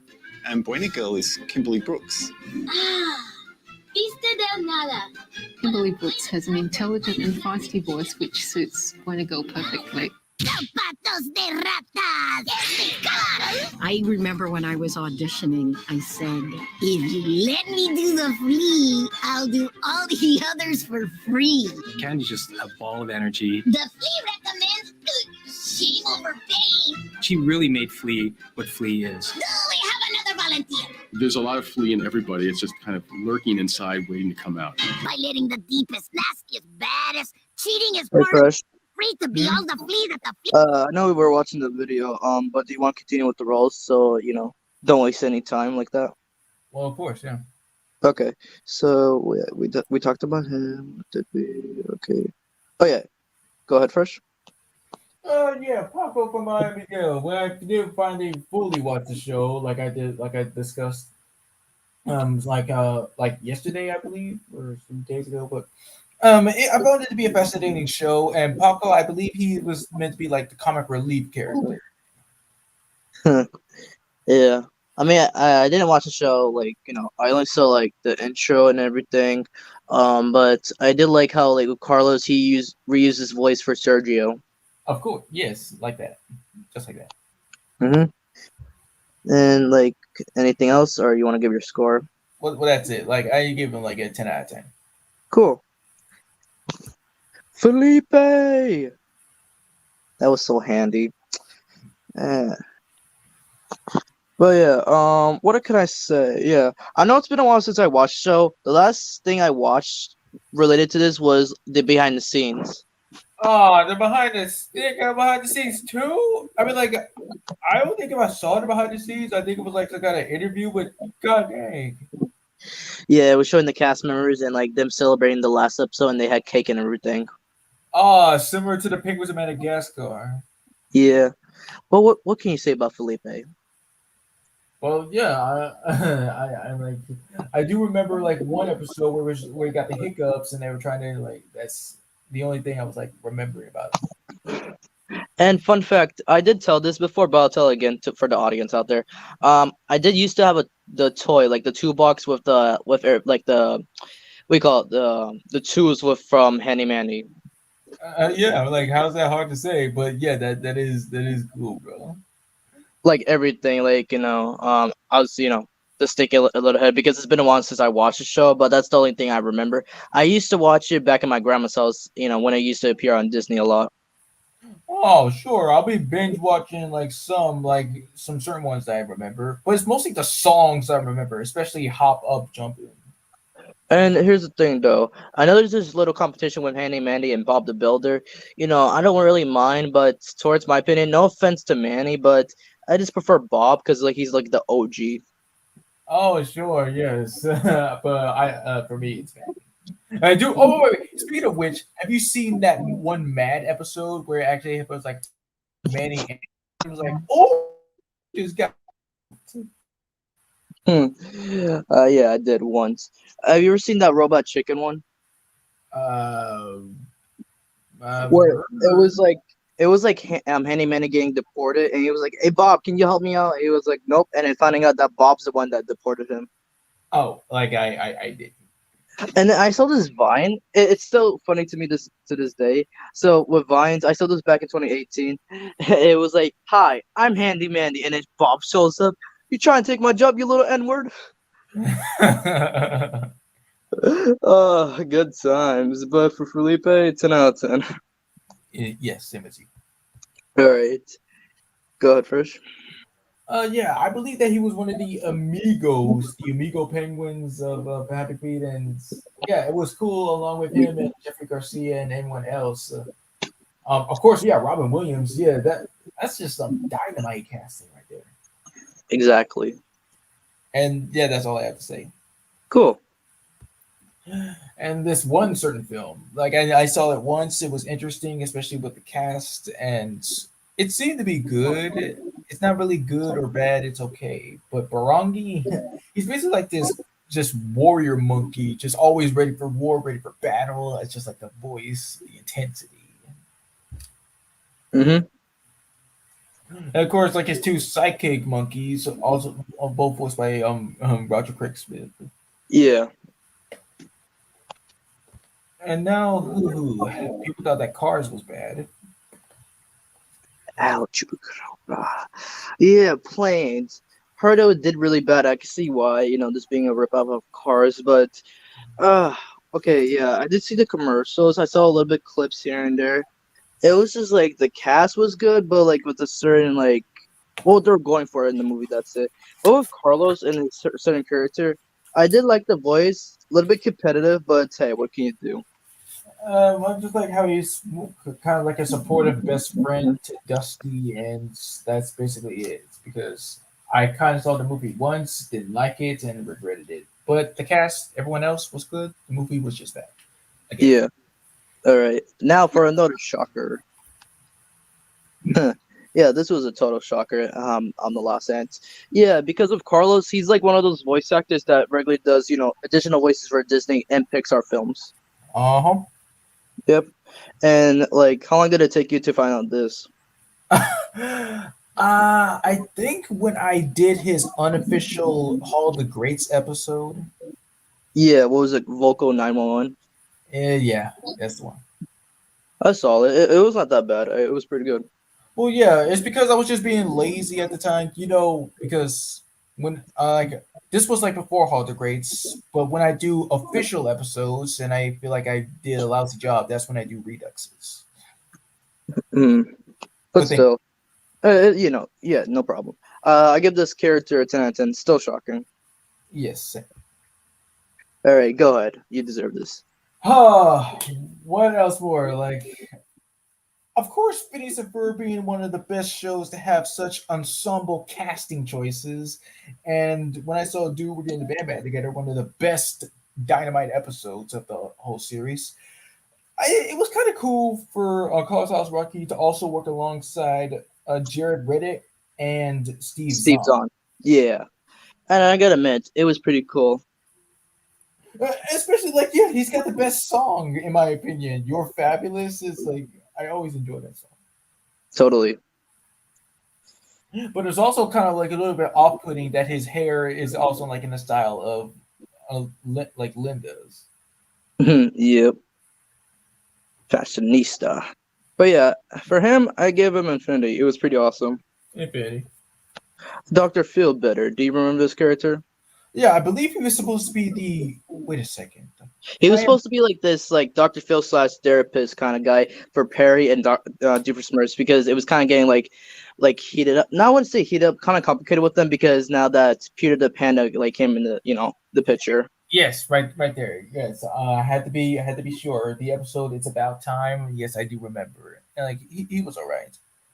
And then for Morgue, yeah, you remember that episode where they switch bodies with aliens? I don't. Yeah, it was pretty cool. It's one of my favorite episodes. Especially the voice he provided. But yeah, for his roles for Phineas and Ferb, I give it a 10 out of 10. 9. Next, Superhero Squad Hero Up. So yes, the first character I got introduced to him was the Ringmaster. Cool. You ever heard of this Marvel villain? Not originally. It was only from this show because I was like, what is he? Some kind of circus dude? But I was like, oh, so Ring because of like hypnotizing people. That's just. Yep. And this is the episode where Captain America tells Wolverine he has to go back to school. Yes. And that's where we get introduced more of the X-Men characters. The Reptile goes along with Wolverine, and yeah, this hypnotizing them while he's just disguised as a lunch lady to lure them in and everything else. But his plans get foiled. And with this character, he's not very popular, the Ringmaster. His latest appearance was in Avengers Assemble, where he was voiced by Fred Tershaw. Whoa. Yeah, but I find him as a cool character, especially the voice he provided. I give him 10 out of 10. Now, with his version of Cyclops, I liked it. I like you. Yeah, I give it 10 out of 10. Now, with Captain Australia, yeah. So there was this episode where Wolverine didn't want to, be in the superhero squad team, so he wanted to be in a different team. So Captain America put him in a new team. Yeah, I kind of like that. Like an all captains team. That was really cool. Yeah, Captain Australia. There was also Captain Britain, but yeah. Like I say, when Carlos does Australian voices, you can't deny it. It's really good. Yes. So yeah, for Superhero Squad, I give it a 10 out of 10. All right. Next. What a good movie. I first watched this at school. You're good. You're good. Okay. What about you? What did you first watch it? Home. Oh, cool. Now for the general, I immediately knew this was Carlos because when I first heard the voice, I was like, because around this time I was watching L3, I was like, oh, Puma Loco. Yes, and it's even funnier because he, along with Manny and Frida, make a cameo appearance. Hello?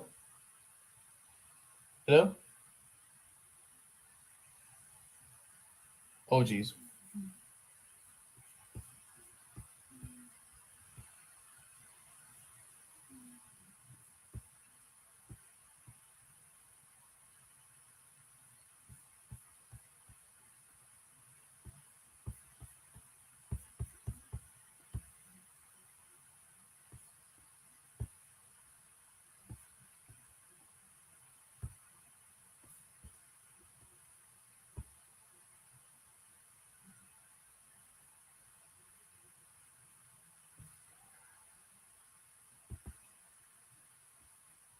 Oh, yeah.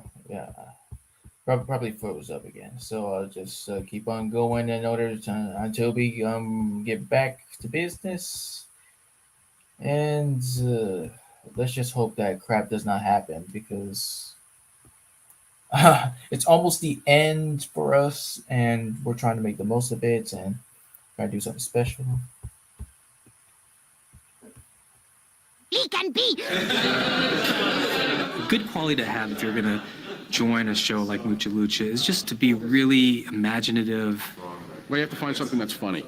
That sounds easy, but it's not. The next thing is start drawing.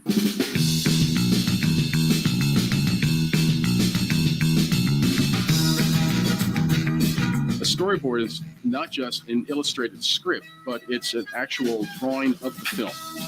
People are going to take your storyboard and they're going to start using that to animate from. So it's like a blueprint for the show. Wait a second.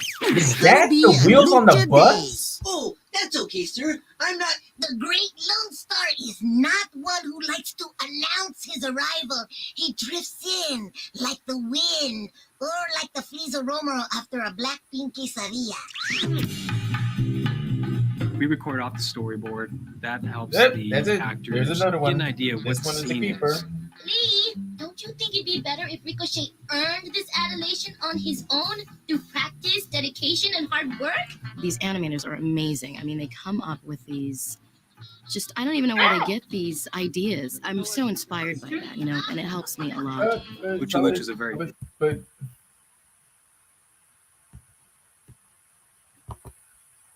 oh, please do not tell me we got another one who lost internet.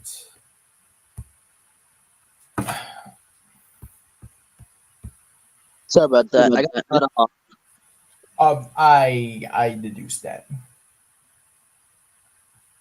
Oh. But what do you call it? What were you saying? For the general, like you were saying, it's funny. Yeah, okay. It was funny because when you were talking about Puma Loco, I said like him along with Manny and Frida make a cameo appearance. Yeah, that's pretty awesome though.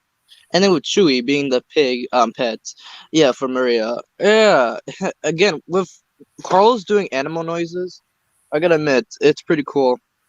Yes, indeed. Mm-hmm. You know, everything about it was really cool.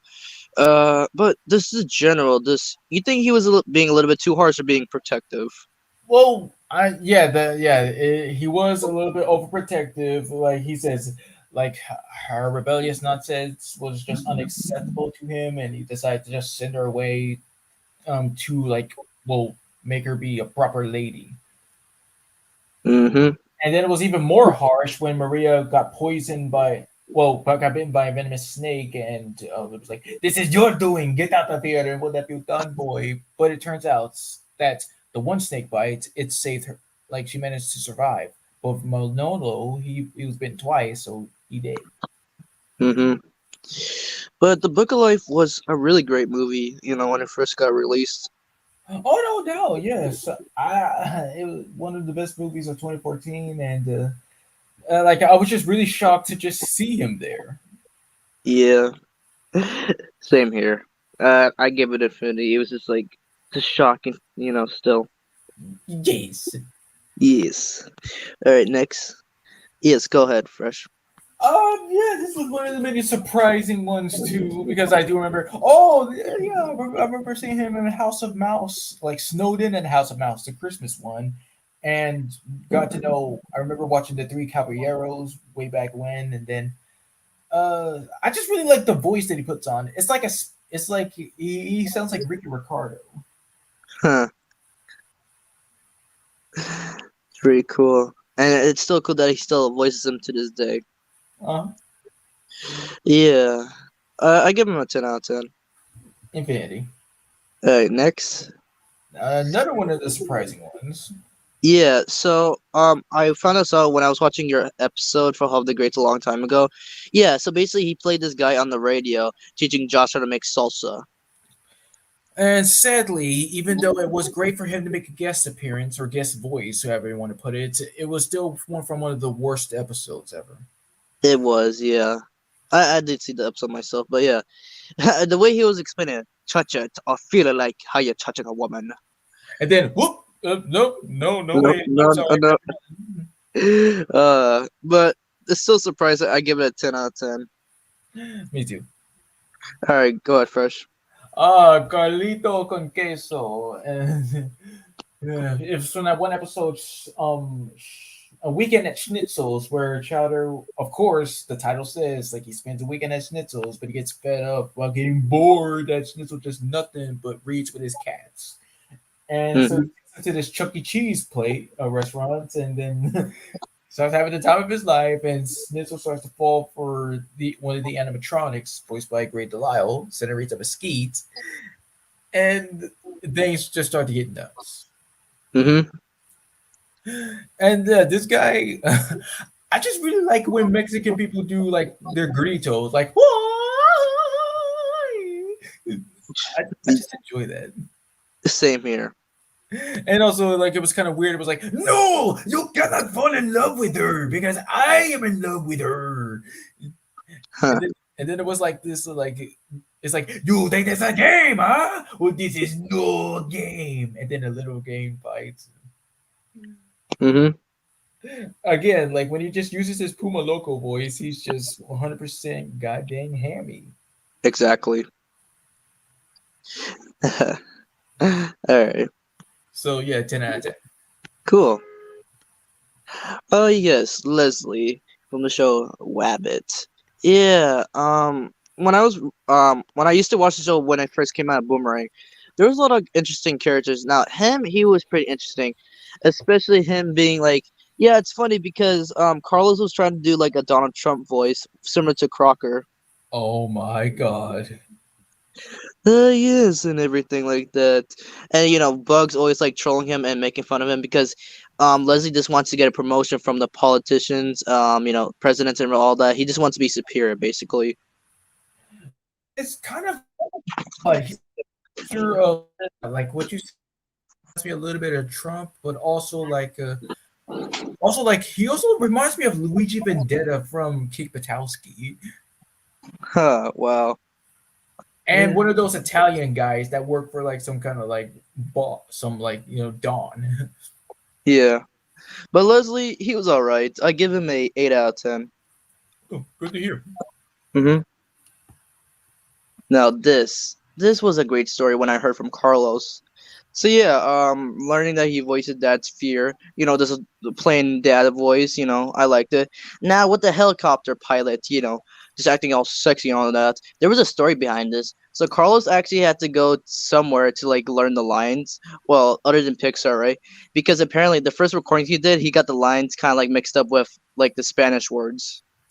Oh, well, dang, that's a bummer.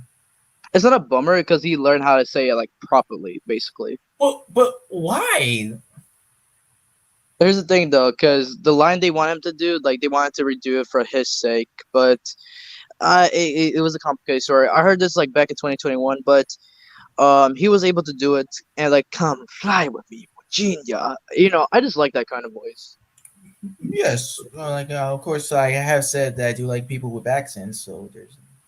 Mm-hmm. So I give this a 10 out of 10 because Inside Out, I first saw it when it first came out theaters. It was just like a really emotional story.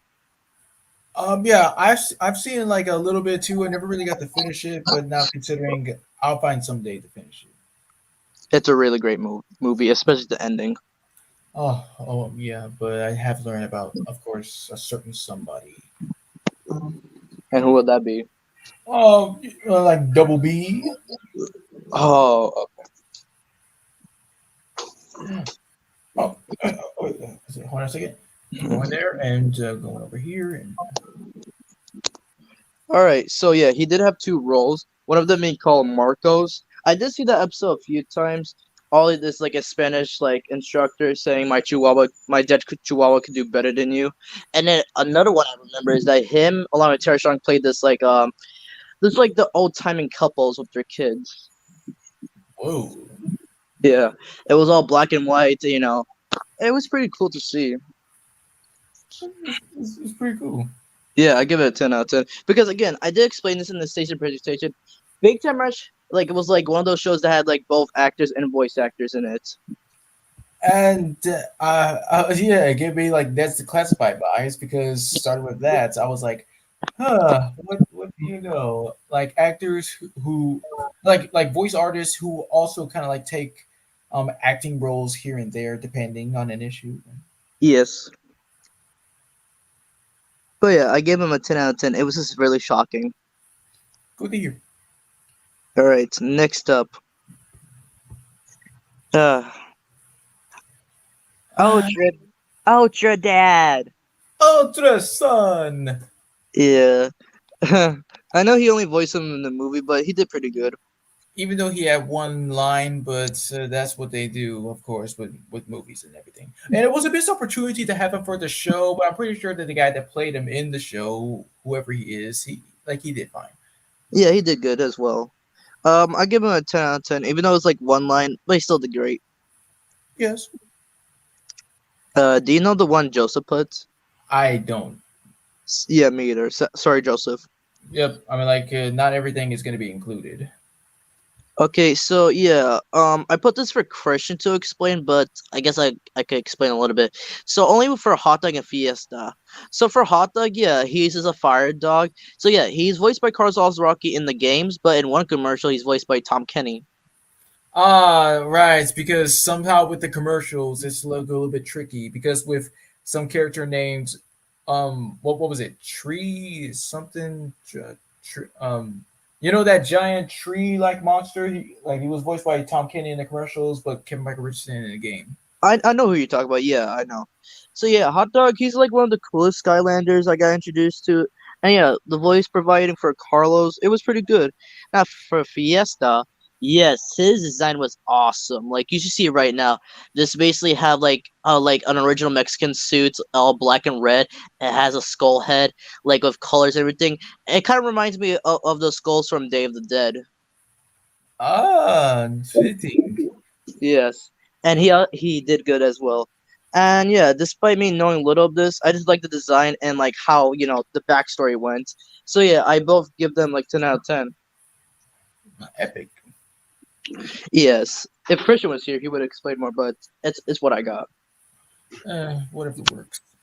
Yeah, whatever. Hold on for 1 second. All right. Ah, just wonder what the limit is.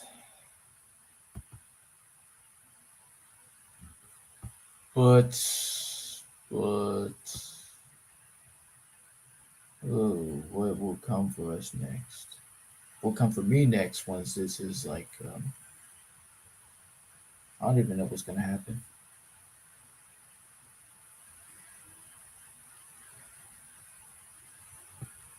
All right, I'm back. Yeah. Let's see. Was there anything else? Okay, well he was in Squirrel Boy where he played Salty Mike. He was like this bird with Juan Diesel's voice. It was like a little bit cool.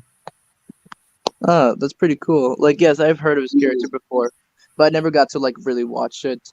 I do know he was in Avatar, but I didn't watch the episode. Yeah, neither did I. Yeah.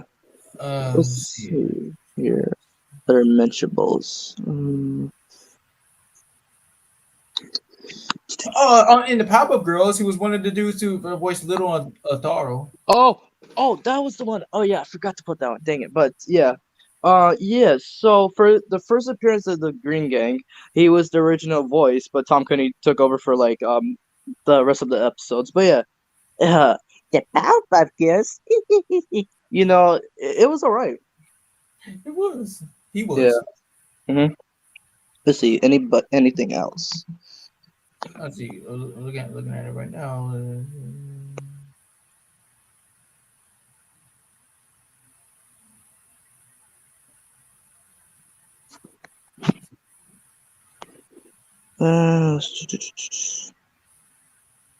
Nope, that's about it for me. This is still going over here. What in the wait? Is this for real? Okay, in some television movie called Half Like Me, it said that he voiced Speedy Gonzalez. No way. I never said that in like the Speedy Gonzalez like official wiki though. Yeah, Huh. I'm like I don't even know. Like it's just That's kind of cool though. Huh. They never addressed that, but cool. And is there anything else or no? I see. Still going at it. Oh, okay. So he was in stuff like Osmosis Jones and Finding Nemo. Well, that's no shocker because pics are like related. Freebirds. Okay, that I was pretty shocked when I was doing research, but didn't include him because it was so shocking. But only me and Christian could have talked about him, but he left, so it's all right. Let's see. Direct the films. So then let's see here. Nobody. And video games. Let's see. Oh, wait. He was Raphael. He played Raphael in an Out of the Shadows video game. Yeah, that's the same of Your Leontel's Donatello, right? Yes. Oh, okay. But yeah, that's pretty much everything.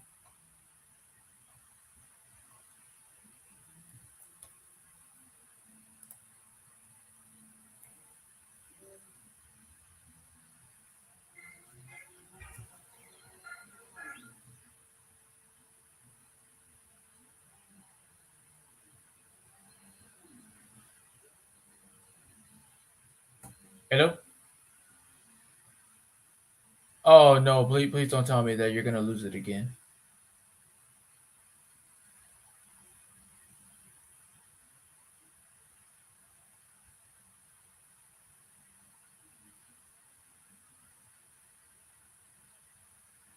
Well, oh yeah, I thought so. I know it.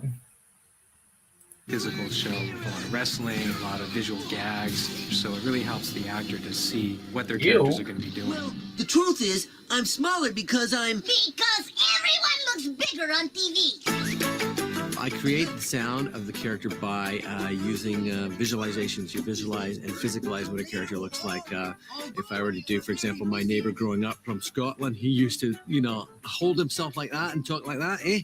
And you make that face, and you can't help but talk like that.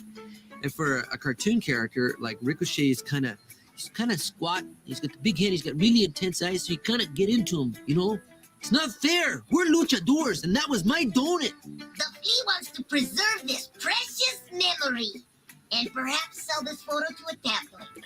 My training as a singer lets me know where I've placed it on my vocal cords, and I can recall, based on the pitch and the tone and how it feels sitting in my throat, the difference between mama, the headmistress, and the flea.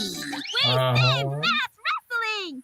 I think I started for Buena Girl not so much with the voice, but with the attitude, because she will tell you in a second that you're not following the code of mass wrestling. I just dropped by to see some of your students' signature moves. What's next? The next step is to make what we call an animatic, which involves taking the No, storyboard, scanning wait, I need to know. the pages and the panels, and combining it with the voice recorder of the cast. That way we can take a look at the show visually with pictures and a running audio track together, synchronized. Hey, that's my lunch. Well, it's in my mouth. So, it's important that you... This is kind of the crucial moment of the process, because once you go to animatic, there's pretty much no turning back. And the final decisions have to be made as far as pacing and acting and staging are concerned. Hey, Master, it's good. Oh, I like this music. Yeah. Yeah. Yeah.